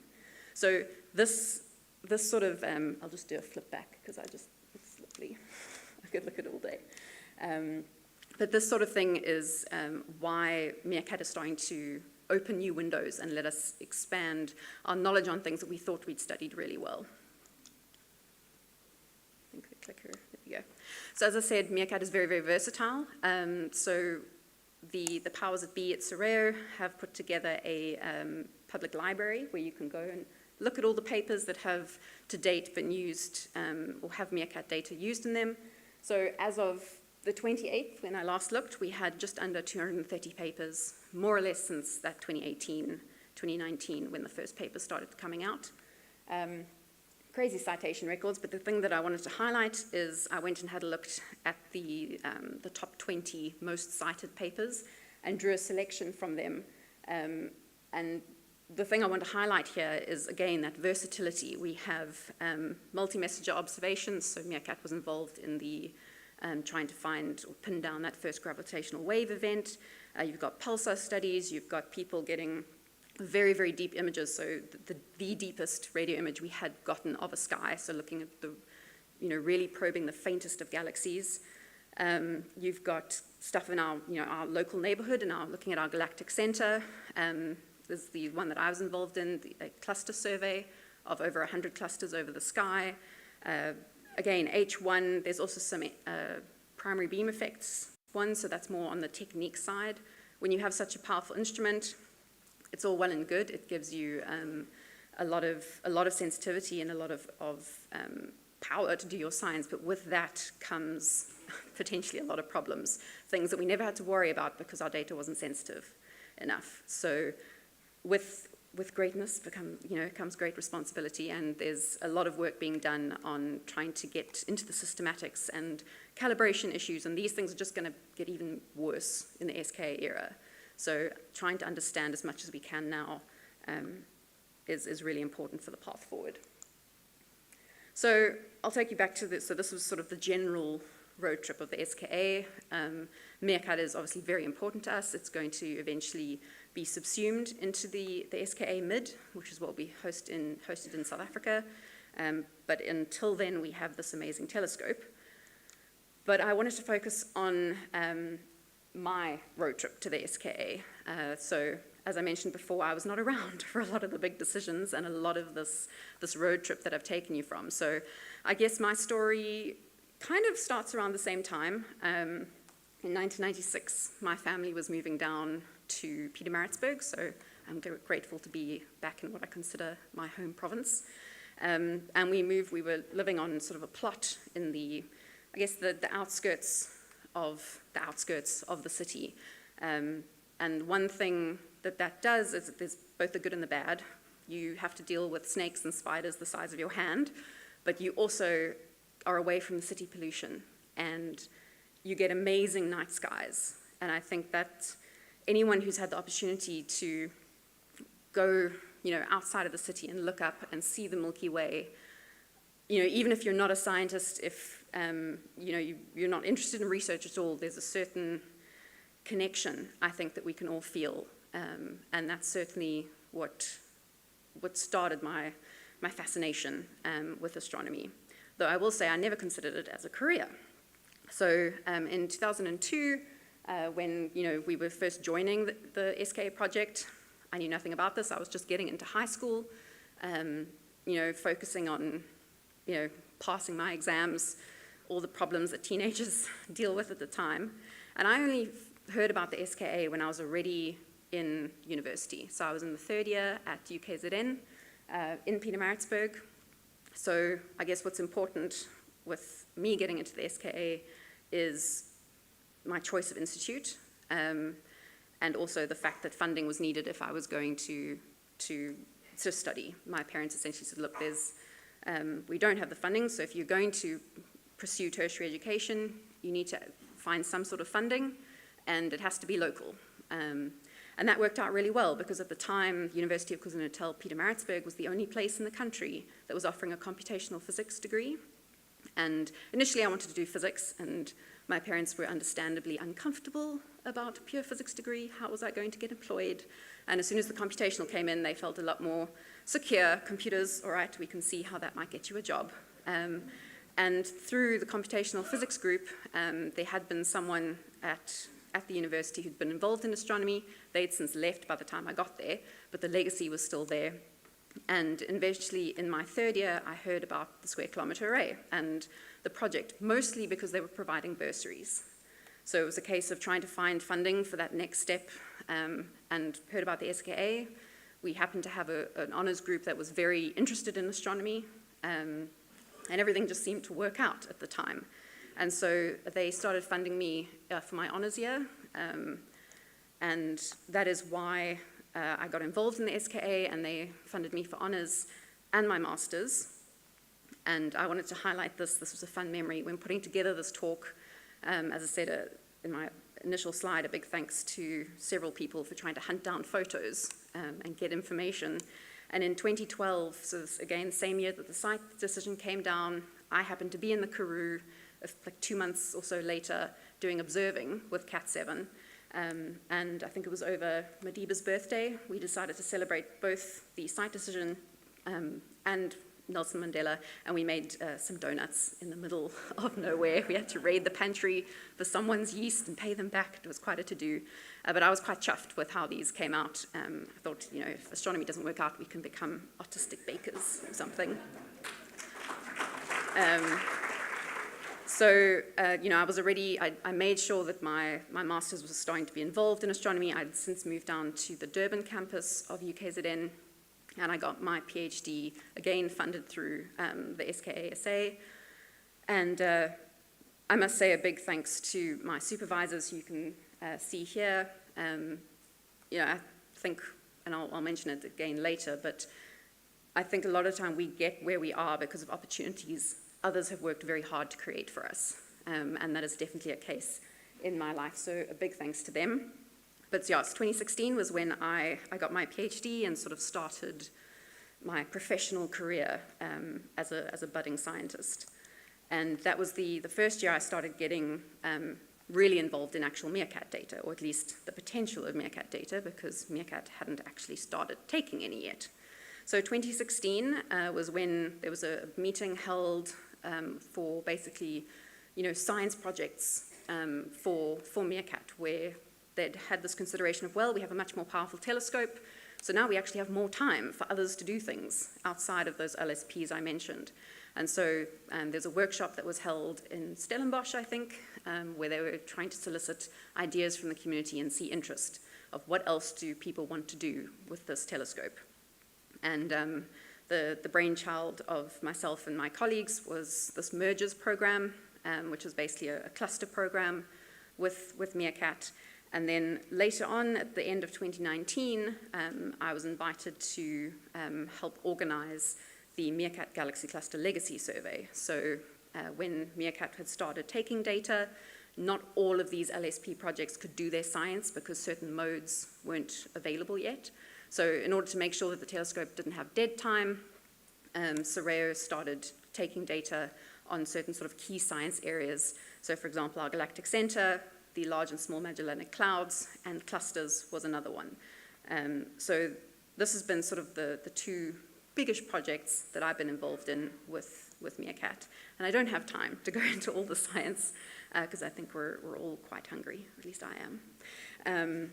But the key thing I think that I wanted to highlight with my involvement in these projects and with Meerkat and where the SKA is going is the immense ability and the amazing data that we now have at our fingertips to help train the next generation. So these two projects, they're both cluster-based. They're very different in terms of the MGCLS is very long track, so there you're looking at about 8 to 10 hours per system, per target, whereas the Mergers, we're going to observe a lot more clusters over, you know, the lifetime of Meerkat, which we don't quite know how long that will be. And so the test there is that we want to do similar but different science, but on much, much shorter, using much less time per target. So, you know, it's quite a technical challenge, but so far so good. But the key thing here is the number of students. So these are just two projects that I'm involved in. There are hundreds of projects that Meerkat is involved in, you know, petabytes and petabytes of data coming through. So if this is any indication of the amount of students being trained on the data, I think that's very promising for South African astronomy. So the one thing I wanted to mention in linked with this is back in 2005, I'm told the statistic is that we had about 5 professional radio astronomers. And thanks to the Human Capital Development Program, which is also why I'm here, that has now grown to, I don't actually know the exact number, I should look it up, but Minister Nzimande has already mentioned the number of bursaries, so thanks to the Soraya HCD team for these graphs, but here you can see the funding that they have provided since 2005 until, I guess, last year. And also at the bottom, basically, where have these people landed up? It's all well and good to say, well, we'll let you study at tertiary level, get your master's, get your PhD, but what then? I think a lot of people in academia, no matter what field you're in, the pipeline tends to fall off at PhD, or if you're lucky, postdoc level. And it's really nice to see that the sort of Soraya alumni have been going into a wide range of things. Some have gone into, they've jumped ship into corporate, into industry, but that's good because it's helping to improve our knowledge base in those areas. The ones I've highlighted here are basically the numbers who've gone into the sciences, since that's where I work, but we also have people who've gone into engineering divisions, both public and private. Some have gone overseas and are growing their knowledge base there. And the images that you see here are from our annual postgraduate bursary conference. So basically what this is when Soraya or SKASA at the time said, we want to build this telescope, we need to be able to train people to use it, we need to make sure that they all get together at least once a year and discuss what they're doing, problems in the field, how do we move forward, and just connect with everyone elsewhere in the country. Because I think for many of us, research can feel quite isolating, particularly if you're in a small institute. So this conference was born. It's taken place every year, even during COVID. We held them virtually. And what you can see the difference is just the amount that it's grown. So we have the first picture that I had access to. I think there was one in 2005. But that's a group in 2006. That's students, that's supervisors of students, international guests, and it's now grown to over 200 people, 220 people routinely attending every year. That last one was held in Johannesburg. And I think our HED program has been, I say our, I think it's our, I consider it part of mine. It's a massive success. I've gone to conferences overseas for the SKAO and others are talking about it, asking us wanting to know from Soraya, how did you get it so right? I love these photos showing the growth of it. And as the wheel turns, I have now become the chair of the organizing committee for this conference. And we had a very, very successful one last year, being the first just outside of COVID. So Minister Nzimande, when you said, when you're doing this well, you can't go lower, we set the bar last year, apparently. So we have to make sure that we do better this year. So using a project like Meerkat, like the SKA, this development of your human capital, of your students, whether they stay in academia or not, I think is really important, and it's something they've done really well. So just to end off, as I said, it's a journey. It's certainly not over yet. We're hoping that we'll have many, many, many, many years of using the data. Certainly with Meerkat, there's a lot of data that we still need to exploit, and I'm sure there's some really cool science waiting to be found. There's still things happening. So there's the Meerkat extension, which is currently, I guess, in the works. The discussions there of adding SKA dishes to the Meerkat array to extend the baseline. So baseline being the separation between two antennas. And Meerkat is really important because it has that dense core, which gives you sensitivity to this very big stuff on the sky, while still having, decent largest length to be able to resolve the finer structures. So if we improve that longest length, we're going to be able to get finer and finer detail. And it's also, I think, going to be a really interesting engineering and technical problem because the Meerkat dishes and the SKA dishes are not the same. And so when Meerkat gets subsumed into the SKA, we know that there's going to be complications that we need to figure out of making different antennas talk to each other. And all the issues that come with that. So having this sort of test bed early on where we can work out all these tweaks, I think will be very important. And then I mentioned the construction of SKA mid. So we're obviously talking about the journey to the SKA. The SKA it's a lot closer than it felt 10 years ago. It's starting to feel a lot more real, with construction starting and the timeline, I think currently is sitting at 2029, but I might be wrong.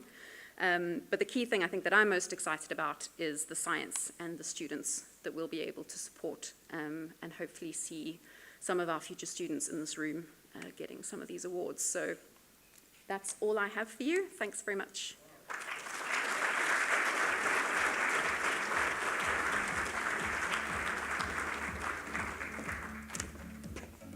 Thank you very, very much, Kendra, for that overview, sharing your story. And often, as we tell our stories, it becomes inspiration to others.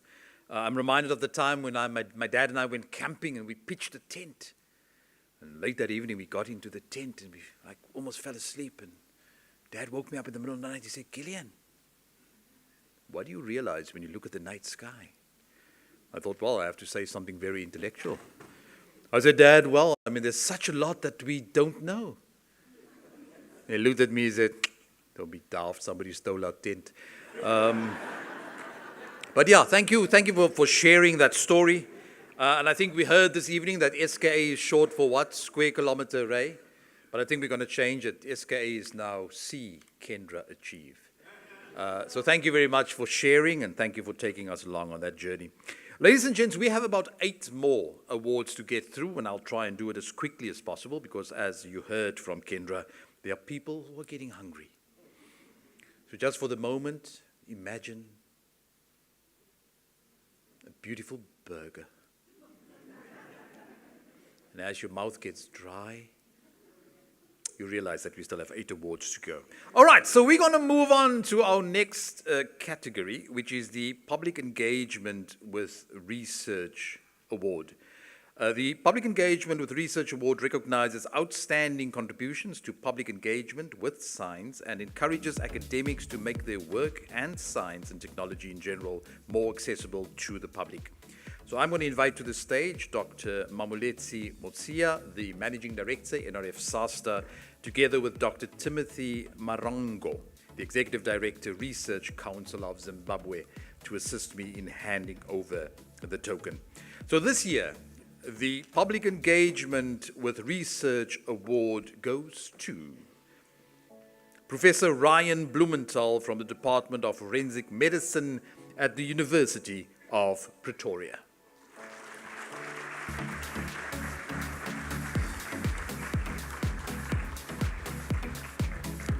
So Ryan has got expertise in forensic pathology and suicide.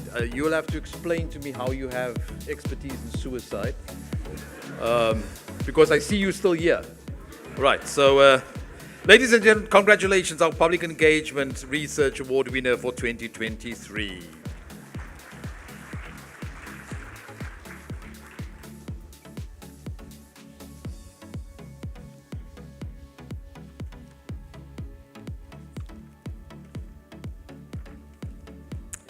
Thank you very much to you two. I'm going to allow you to sit down again. Just see how kind I am this time round. Our next category is the Champion of Research, Capacity Development and Transformation at a South African Higher Education Institution Award. This category recognizes individuals within the research community who contribute to the transformation and thus diversity of South Africa's science cohort through the research students they supervise. I now invite you to watch the screen as I get my online colleague to introduce. A thriving nation needs capacity, and this awardee goes above and beyond to mentor others. Let's hear how Ubuntu motivates her. I'm a nurse with more than 40 years experience.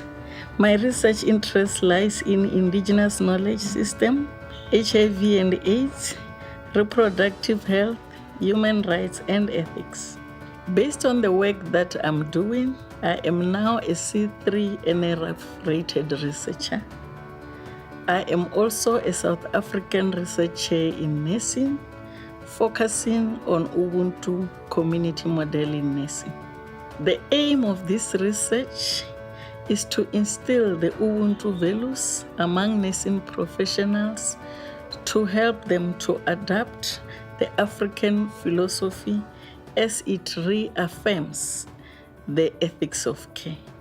Ultimately, this will enable them to effectively utilize their skills in nursing care. Ubuntu values assist me to value people and their inputs. It helps me to be approachable and communicate respectfully and effectively with my peers, subordinates, and mentees. I believe in spending more of my time sharing knowledge to develop my peers and young professional nurses. I'll continue to mentor my colleagues and young professionals so that they can increase their research and professional profiles. By doing so, they will be able to make evidence-based contributions to their institutions and the country. Using community collaborative approaches in research studies enable us to bring meaningful engagement, empowerment, and change in our communities. This is in line with the African proverb, which says, if you want to walk fast, walk alone. If you want to walk far, walk together. Ngachivenda riri, uchilo dimutingati. Dr. Mamoletsi Mutsia, together with Professor Glenda Gray, who's a board member at National Research Foundation, to assist with the handover of the token. And then I invite Professor Phumulani Mavis Mulatsi, Department of Nursing Science at the University of Pretoria, to come and receive your award.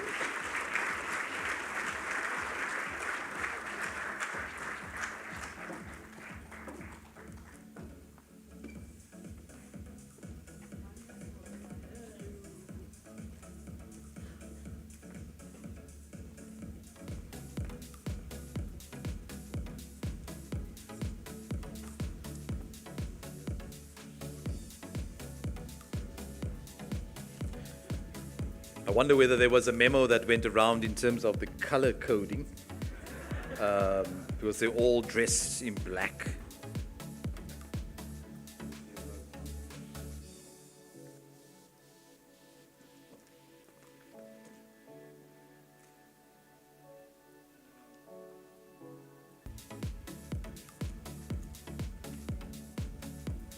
Congratulations, thank you again, and you are all welcome to leave together. As you said, if you want to go fast, go alone.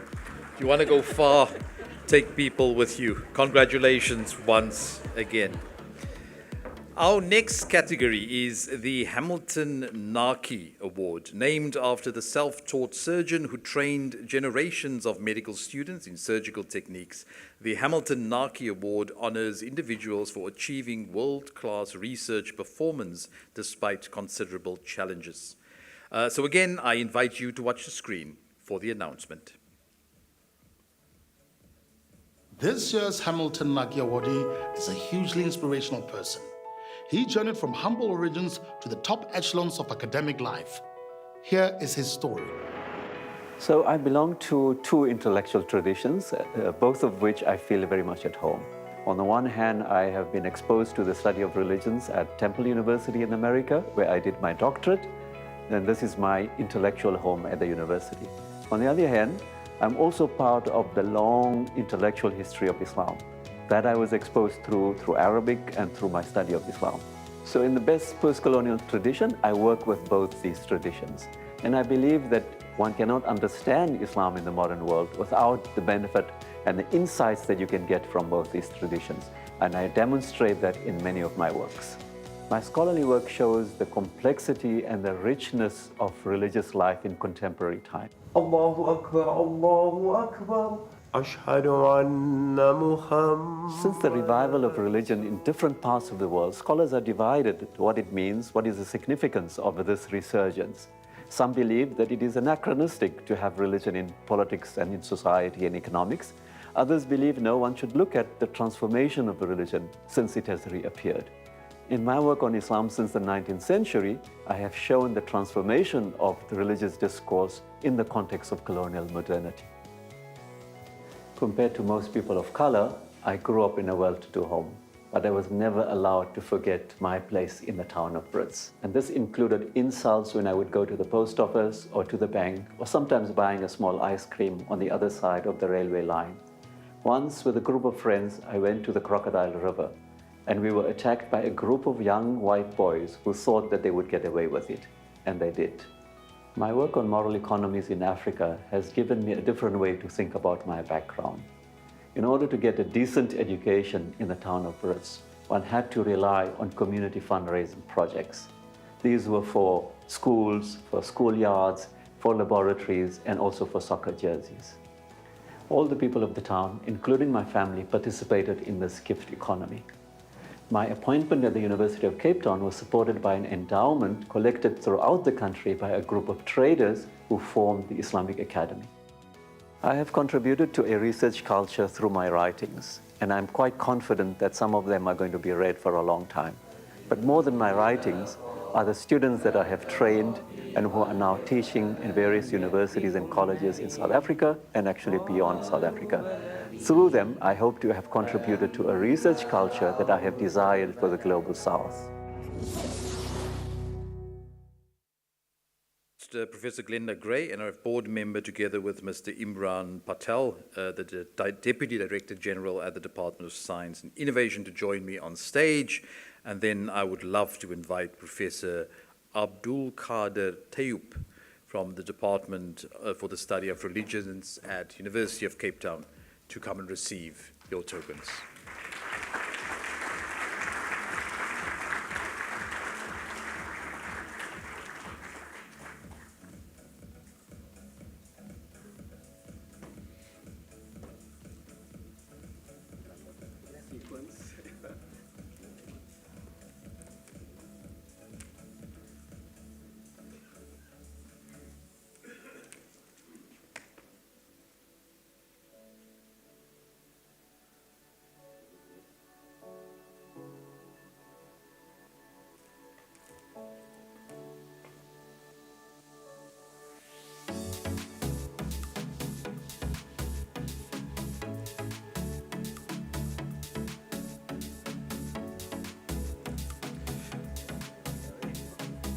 Thank you, Professor Gray. Mr. Patel, if I can ask you to just stay for the next one as well, please.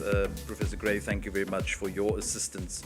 I'm then going to invite Dr. Gugu Moshe, NRF Acting Deputy CEO at RISA, to join Mr. Patel on stage, please. Our next category or award is the NRF Acceleration Award for South African Research Institutions. Derived from the words excellence and acceleration, the Acceleration Award acknowledges South African research institutions for achieving the most improved research performance over recent years as evaluated by independent parties and measured against a selection of critical indicators. So this year, in our category NRF Acceleration Award for South African Research Institutions, the award goes to the University of Zululand.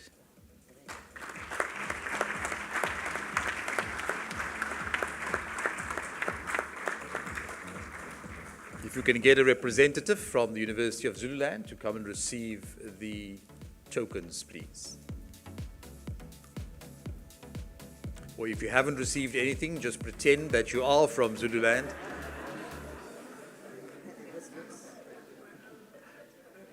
Do we have anybody from University of Zululand? There's somebody. Thank you very much.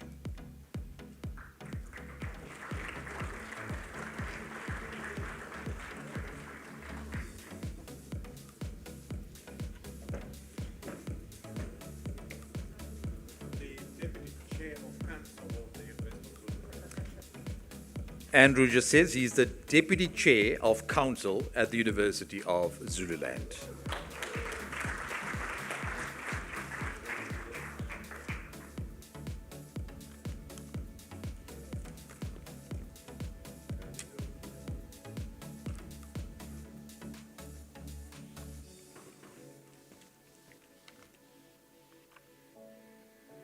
Congratulations once again to the University of Zululand NRF Acceleration Award for 2023. Thank you to Mr. Patel and Dr. Moshe for assisting. Our next category is the NRF CEO's Special Recognition Award. And for that, I call to the stage Dr. Fulufelo Nelwamondo, the CEO of the NRF, to hand over this award. Presented to a South African research institution which has previously won the NRF Acceleration Award for South African Research Institutions, this award recognizes the institution's continued progress and commitment to excellence in research performance as measured against a selection of critical indicators. This year, the award goes to the University of Mpumalanga.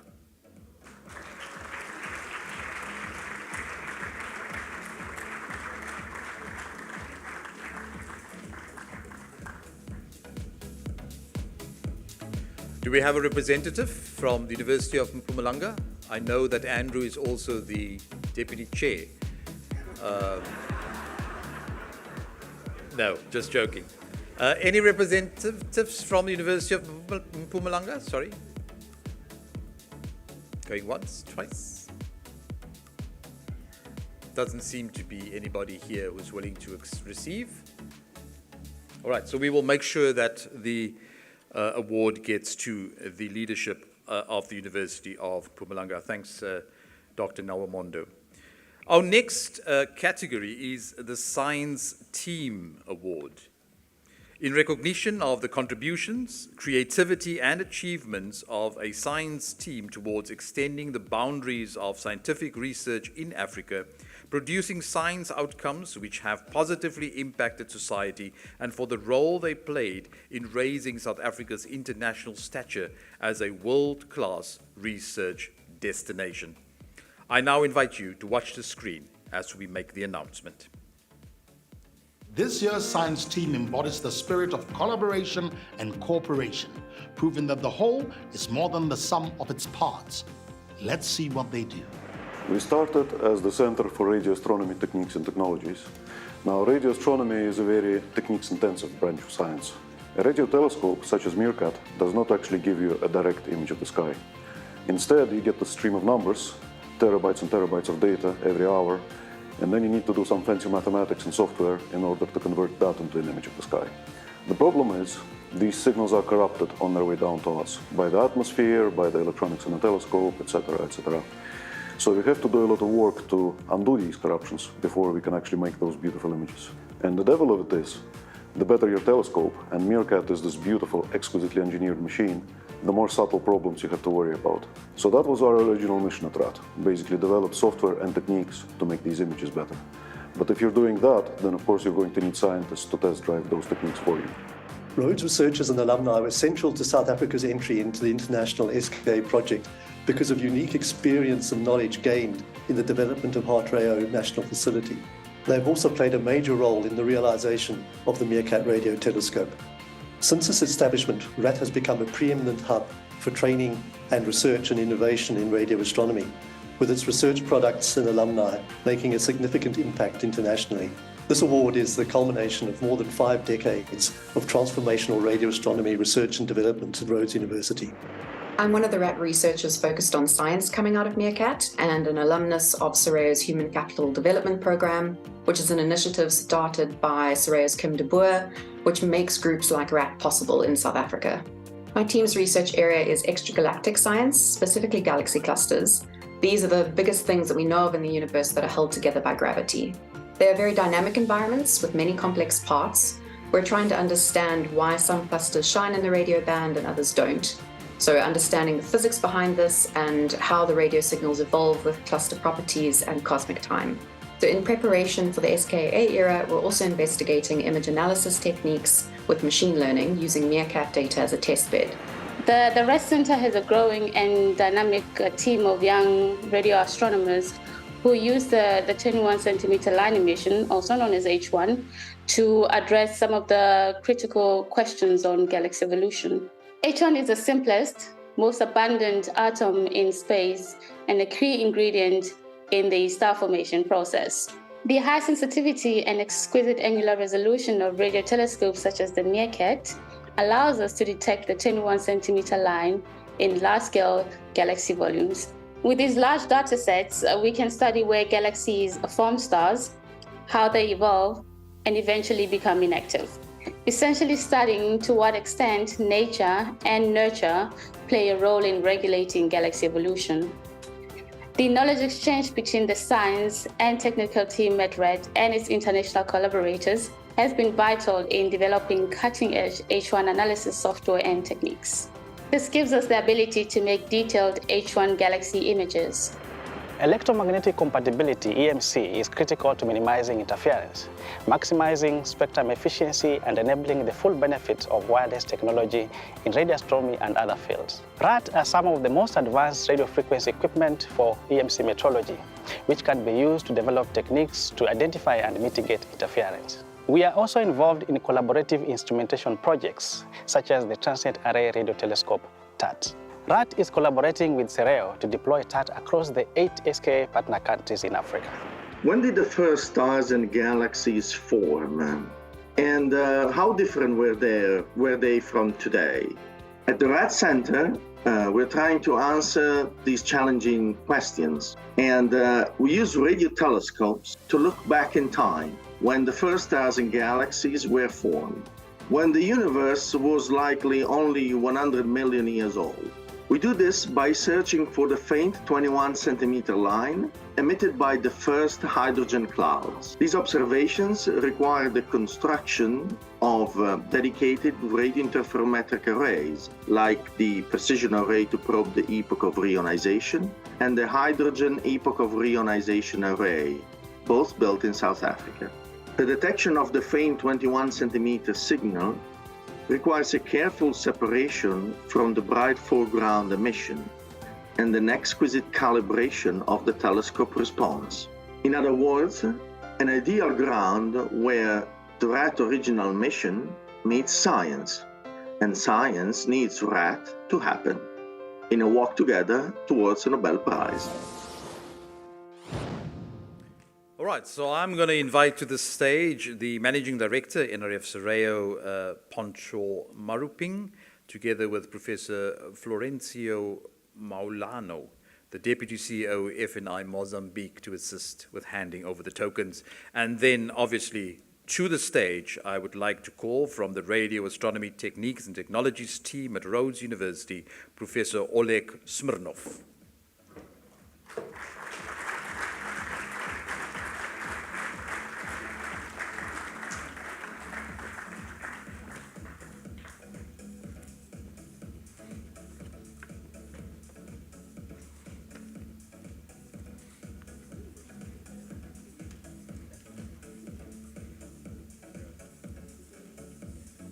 Hopefully you picked up that they just love calling themselves rat scientists.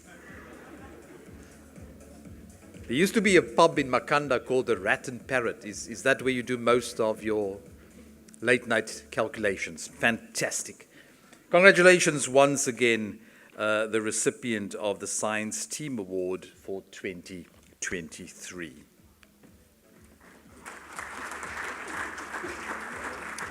Thank you very much to all of you. Thank you very much. All right, our next category, our next award is the NRF Significant Contribution Award. And I'm going to invite to the stage again Dr. Fulufelo Nelwamondo, the CEO of the NRF, together with the chairperson of the board, Professor Mosa Moshabela, to assist with this recognition. This award recognizes an individual who has made significant contributions in enabling the growth and performance of the South African national system of innovation. So there's no video, but I will call out his name, and he will come to the stage running like crazy.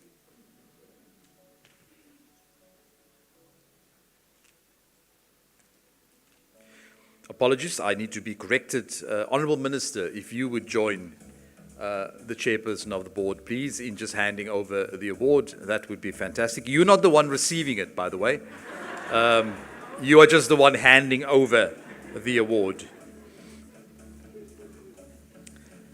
And for this year, the NRF's Significant Contribution Award goes to none other than the Director General, Department of Science and Innovation, Dr. Phil Mjwara.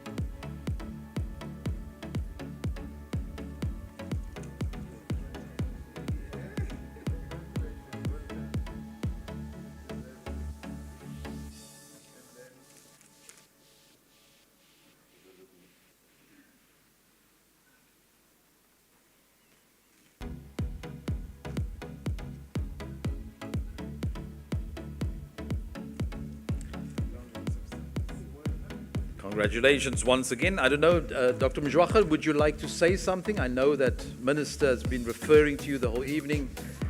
Maybe you want to throw something back at him?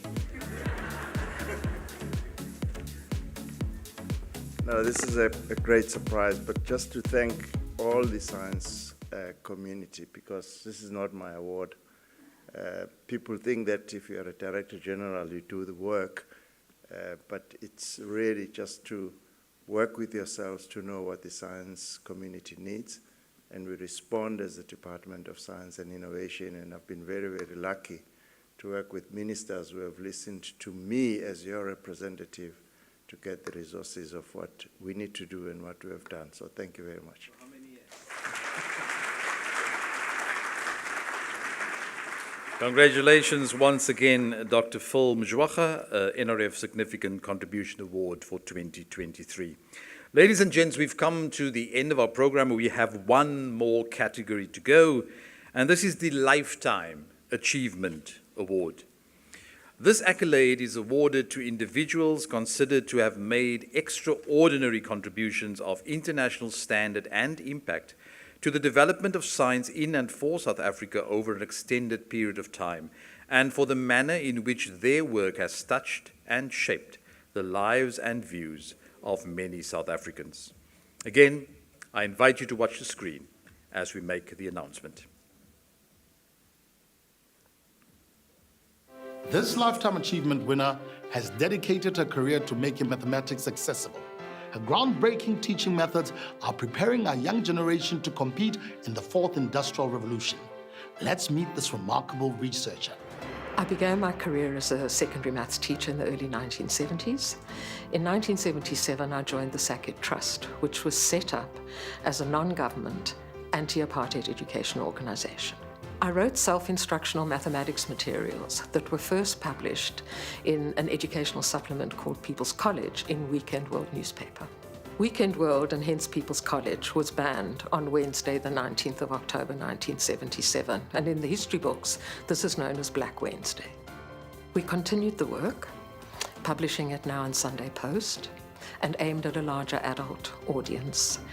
And I wanted to know who was using these materials. How were they learning mathematics through the medium of a newspaper? And so the research bug was sparked. So Jill and I have been happily married for 45 years. We've been together more years than we've been apart. And during that time, we have given birth to 2 wonderful children who are also happily married. And they in turn have given us 4 wonderful grandchildren, all boys, who are of course the apple of their gogo's eye. She has also facilitated 29 master's students, 23 PhDs, and countless mathematics teachers, all of whom have flourished under her love and guidance. One of her talents as a gogo and a grandmother has been to become an excellent birthday cake maker. So with the help of a recipe book, a pinch of this, a dash of that, and lately with the help, so-called, of her grandchildren, she has turned a child's fantasy of a witch or a spaceship into a fantastic birthday cake which could be enjoyed at a birthday party. My work is about equity and excellence, 2 sides of the same coin. Apartheid education denied access to mathematics for the majority of our people. That needed to be disrupted, both in ideology and in practice. All my work has been driven by that agenda. My first research problem was the teaching of mathematics in English when this was not the student's mother tongue, and challenging the view that this was an obstacle rather than a resource. That led to a wider focus on teachers' use of resources and how the limited assets they had could be productively used. Post-1994, I focused on what was needed to improve the mathematical knowledge and the quality of teaching of apartheid-trained teachers. In each of these domains, it's not enough to understand the problem. There needed to be interventions and then studies of their efficacy. For all of this to happen in a university context, where research is primary, new institutions were needed that could fund and support research and development work. The Marang Centre at Wits was key. And in addition, new degrees and diplomas were needed for in-service teachers trained under apartheid. So mathematics teaching, program development and institutional building were all worked on together. In my Saatchi chair at Wits, I set up the Wits Maths Connect secondary project. We developed and implemented a specialized mathematics course for teachers. It still runs and inspires. Jill has not only helped me grow academically and professionally, but personally as well. My greatest thoughts of her are those of gentility, absolute love for mathematics, absolute success for mathematics in South Africa particularly, but also in Africa. For such a brilliant personality and professional, known locally and internationally, she's the most humblest person I've ever met. She's tough and yet gentle.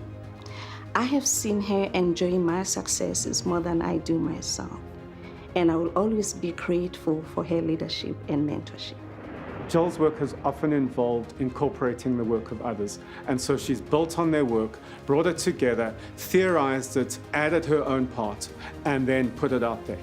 What that has done has been to show the relevance to the local community, to the local work, but also speak back to illuminate what's going on elsewhere in the world and to show that we have answers to global problems, not just the problems of our own country. When we started the Marang Center for Maths and Science Education at Wits in 2005, Professor Jill Edler was the most senior academic in the team and one of the most respected mathematics education scholars in the world. And that was key because it brought a lot of stature to the center. And it also helped us in attracting funds, collaborators, and of course, the humble scholar that she is. She was very comfortable with reporting to me, even though I was a junior academic at that time. I am very pleased to participate to this tribute to my colleague and friend, Jill Adler. I started collaborating with Jill when she entered as Vice President the Executive Committee of the ICMAI, the International Commission on Mathematical Instruction. It was in 2003. Jill played a crucial role in ensuring that the voice of Africa and developing countries was better listened to and better understood.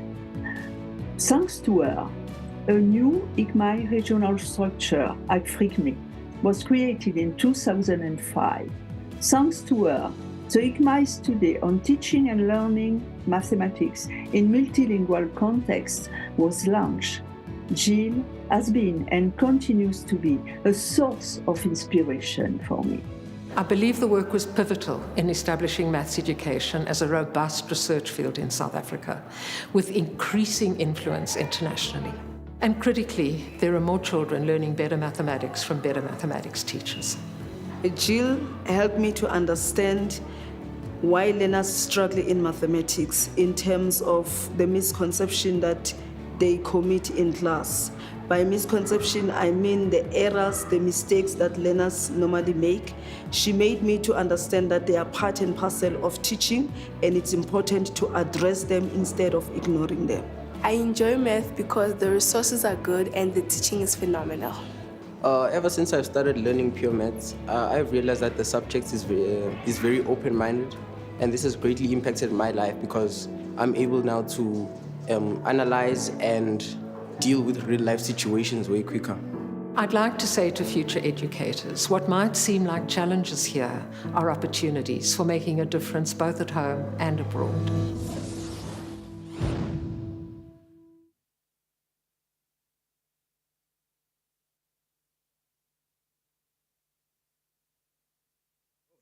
Dr. Fulufelo Nalwamondo, and together with, if possible, please again, Minister, if you would assist in just handing over the token.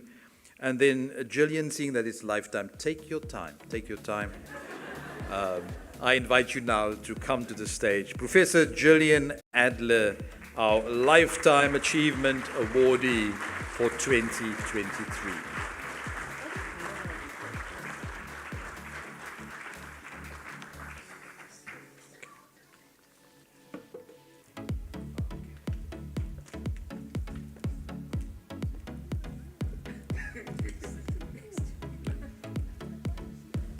Lifetime achiever. She's humble, she's tough, she's gentle. And when the mathematics doesn't make sense, she bakes a birthday cake. Married for 45 years. Yo.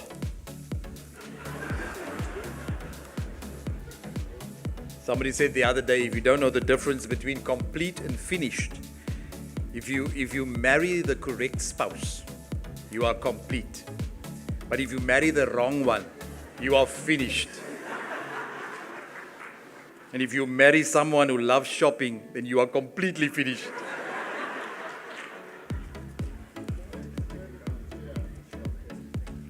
Ladies and gents, Professor Adler.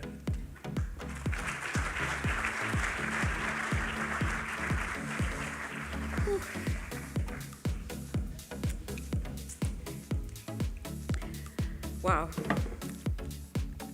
Thank you. Thank you, NRF, for bestowing this immense honor on me. There is a saying that it takes a village to raise a child, and I want to use that metaphor and talk about 4 villages that have supported me in building my career in mathematics education, research, and practice. My first village is the NRF.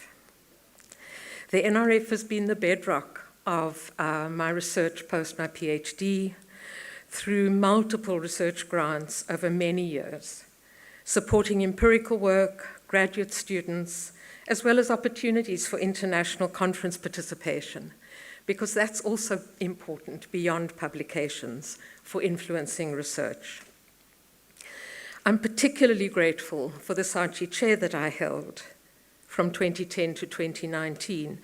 This was a funding partnership with the First Rand Foundation, and it was for research-linked development, not only research work. And it was, the goal was, and what you had to commit to, was to improve the teaching and learning of mathematics in our country, not a small ask. The funding supported interventions with teachers in schools, a research team that included masters, doctorates, and postdoctoral fellows, as well as the empirical work then to investigate the impact of the interventions. I was challenged really at this time to put what I'd learned in previous research into practice. And it was through this work that I came to understand much more profoundly what it was that our teachers, particularly those working in low-income schools, faced on a daily basis in their mathematics classrooms. And that work, the work that we needed to do, was really to reconceptualize what could be done to make a qualitative difference to their teaching and to their students' learning. Thank you, NRF, for what you gave me that I was able to do the work that I was able to do.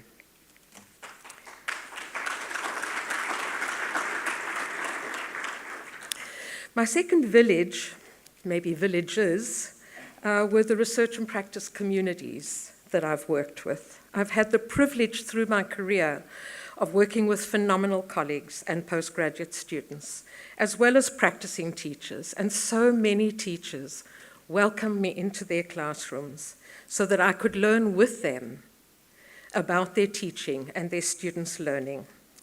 Each of these has enabled and inspired the research and related development work I've been able to do over many years. They, without doubt, have been crucial in raising me in my career, and I share this achievement with them. Saying thank you feels completely inadequate.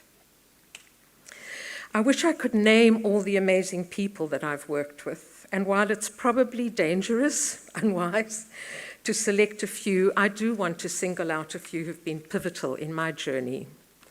First is Professor Stephen Lohman, Emeritus Professor at South Bank University in London. He was both, over a long time, a collaborator and mentor with whom I learned. Steve and I built a mathematics education doctoral program at WITS and a model for collaborative and collective supervision. There was little research in the field at the time when I began this in 1998. And the doctoral students from that program have actually gone on to build the field, both at WITS and elsewhere. And this program ran from 1998 to 2002. Two of those people were Professor Mamageti Pakeng, who you saw in the video, you met in the video, and Professor Melanie Graven, who holds the South African Maths Numeracy Chair at Rhodes University. Both played key roles in developing the Marang Center and the mathematics research that we were able to do there. Professor Pakeng picked up work I'd done earlier on multilingualism and maths education and developed that. And Professor Graven developed professional development teacher research. Another colleague and past PhD student is Associate Professor Craig Punaro, who you saw on the video as well, without whom I would not have been able to do the development work in the Saatchi Chair project. So my special thanks to those people. The third village is my home from home, the University of the Witwatersrand. WITS. WITS has been the vessel that enabled me to sail over many stormy seas of establishing new degrees and diplomas suited to the needs of mathematics teachers and to building new institutions like Marang to grow research. WITS has provided me with ongoing intellectual support and comradeship. Professor Lynn Morris, our DVC of Research and Innovation, is here tonight continuing in this vein. And Lynn, please, from me through you, please convey my thanks to the university. And finally, my village at home, my children, my grandchildren, and my life partner, as you've heard. Taffy, he's here tonight, and you met him on the video. Through all, he has been my anchor. It was he, and he, I need to say, is an African historian, even though he worked as a trade unionist and has done many other things since then. But when I started my academic career, he was the first one who saw my first attempts at academic writing, and gently but very firmly pointed out how much work was ahead of me if I was going to turn from being a mathematician, where you get QED, and a maths teacher, to being a social scientist. How fortunate I've been to have such support at home. Though he will likely shrug this off, he has been my key interlocutor. You are such a huge part of who I've become and what I've been able to do.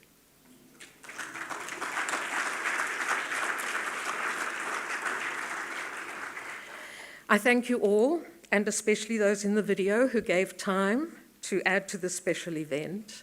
But let me conclude with a few words of what this award means to me by returning to the field of maths education. This award for me gives recognition to the importance of educational research, and educational research that is grounded in the realities of our mathematics classrooms. It gives meaning to the NRF vision for science in the service of society. Thank you.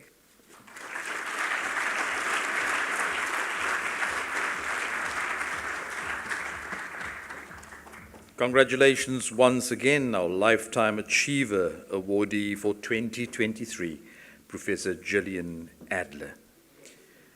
Ladies and gentlemen, I'm now going to call to the podium the CEO of the National Research Foundation, Dr. Fulufelo Nelwamondo, to give his closing remarks as we formally then close the program for 2023.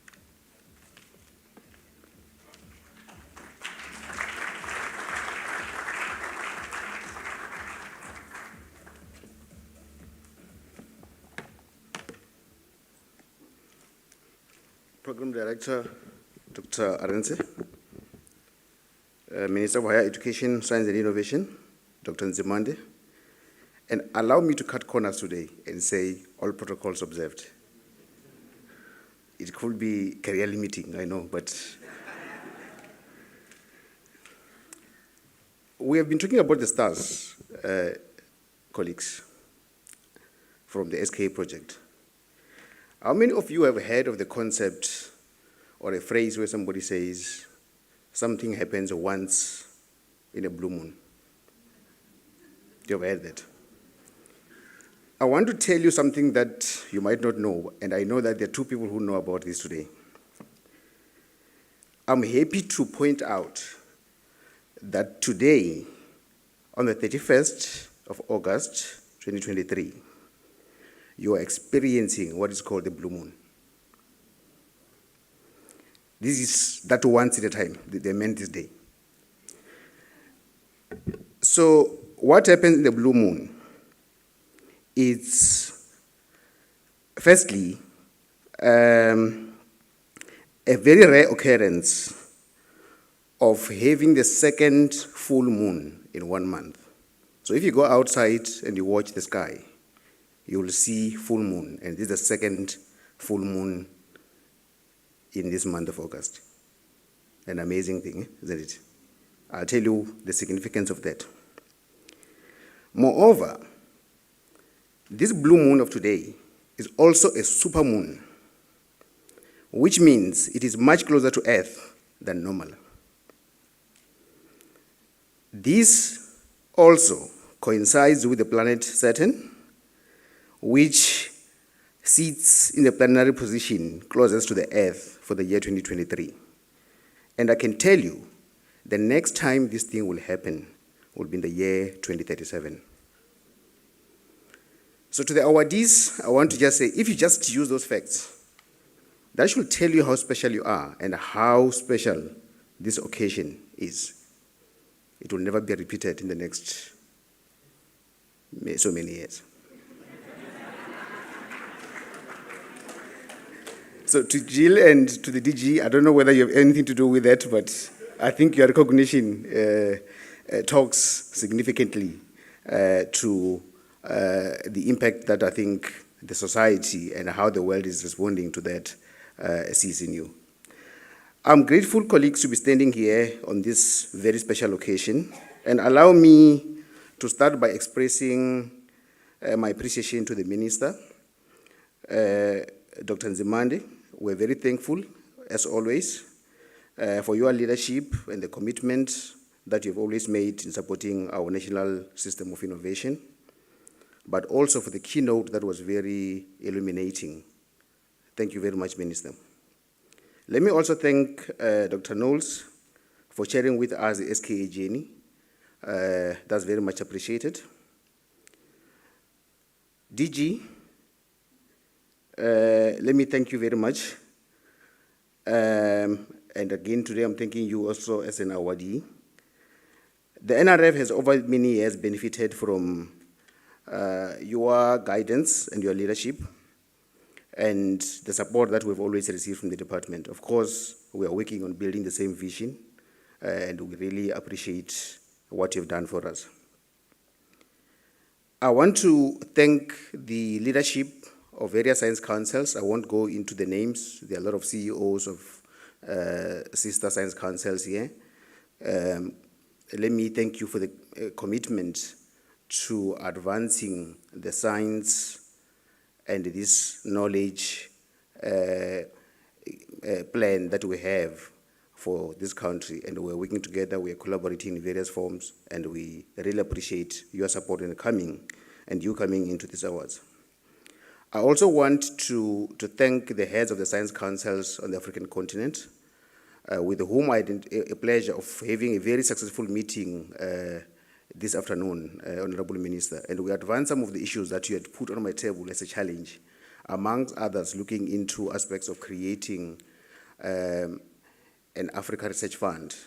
We sort of put that on the table to say, how do we work together as science councils that are within the region to move towards that kind of thinking. We believe that for us to be successful, we really need to work as a team. We cannot do this alone, and it makes more sense for us to carry the African flag as opposed to our individual country flags. I also want to thank the leadership of the higher education institutions who are represented here by their vice-chancellors and their DVCs and their members of executive teams. We do believe that without you, the whole science project collapses. So we really appreciate your leadership in ensuring that all these awardees that we've been recognizing today or tonight are given platform, are given space to exercise their science, to practice their science freely, and to be given a good platform that allows science to thrive. Because we do believe that science has to make impact, and science has to be allowed to be the star that takes us from this level to the next level. To our industry partners and international partners, together with the diplomatic community that joined us today, we're deeply honored to have you here. We will always be conscious of the need to collaborate as South Africa, but also as a region and also as Africa. If we are to effect the real change in society, it certainly takes a village, as it has been mentioned earlier. And we are happy to know that we can rely on you in advancing this agenda. The Square Kilometre Array project, I think, is a direct result of such collaborations, and I won't repeat what has been said. I believe that the secret lies in using our collective strength to drive innovation and the real impact to new and exciting heights.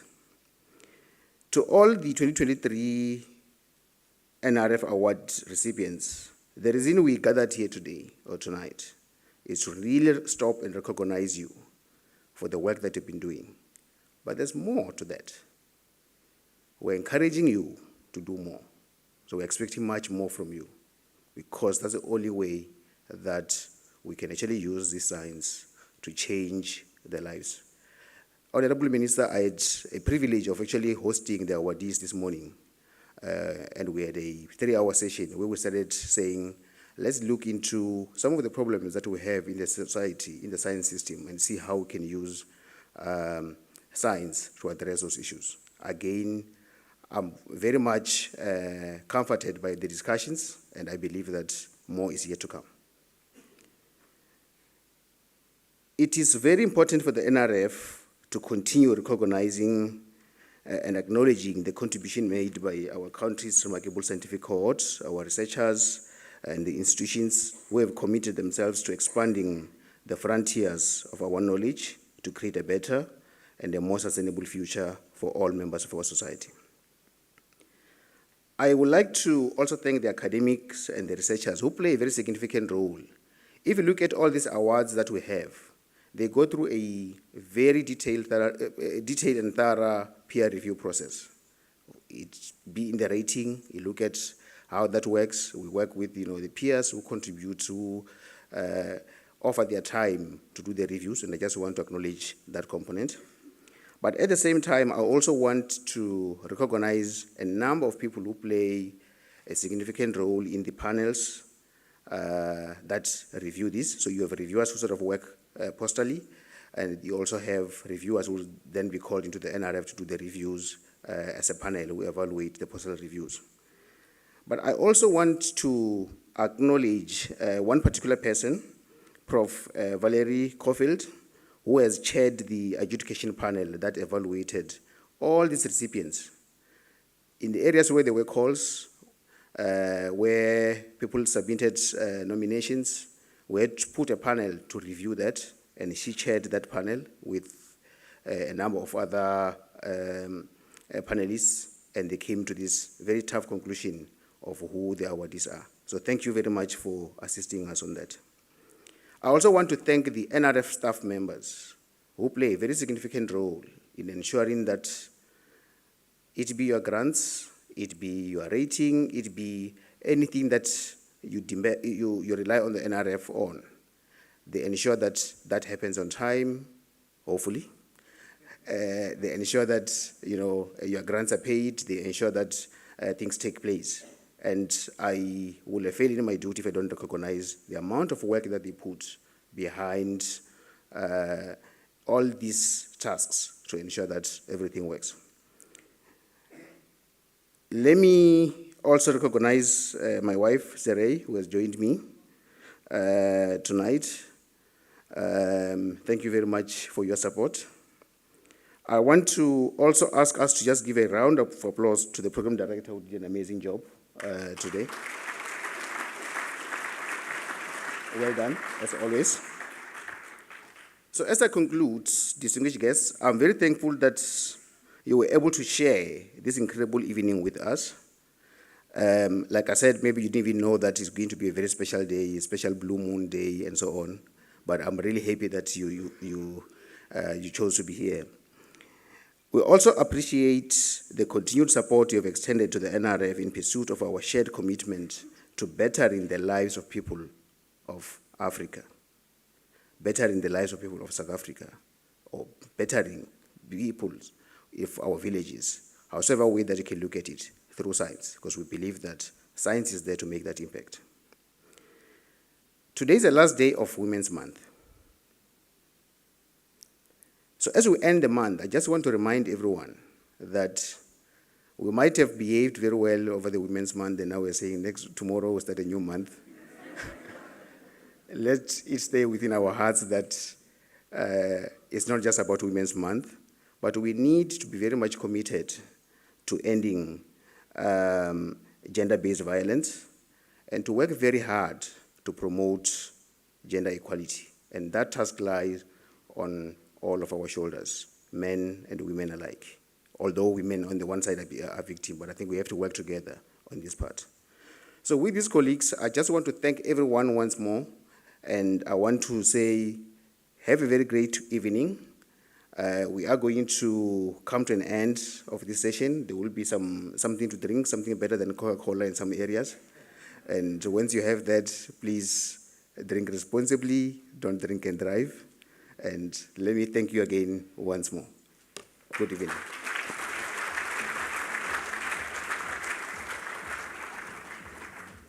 Right, thank you very much for that, Dr. Fulufelo Nelwamondo. You've been thanked. We've been celebrating you the whole evening. And well done to all those people who ended up wearing blue today, because it is once in a blue moon. Ladies and gentlemen, it's now that time of the evening where you are allowed to let your hair down. For those of you who do not have hair, we have wigs available, and that will be given to you once you get to the venue. So we're going to move from this area now to another venue called the Copper Room. And this is a kind of weird hotel, because normally when you walk in the place, you assume that that is ground floor. When you walk into the hotel, you'll find yourself on the 5th level, and you have to go down to the 3rd level. So the Copper Room is on the 3rd level. You go into the hotel, you can either use the lift or the staircase that winds down the staircase. If you don't have hair, grab a wig. And let's go and have a party, because we are celebrating you, we're celebrating your accomplishments. Thanks for being here. Thanks to all the dignitaries, and have a beautiful evening.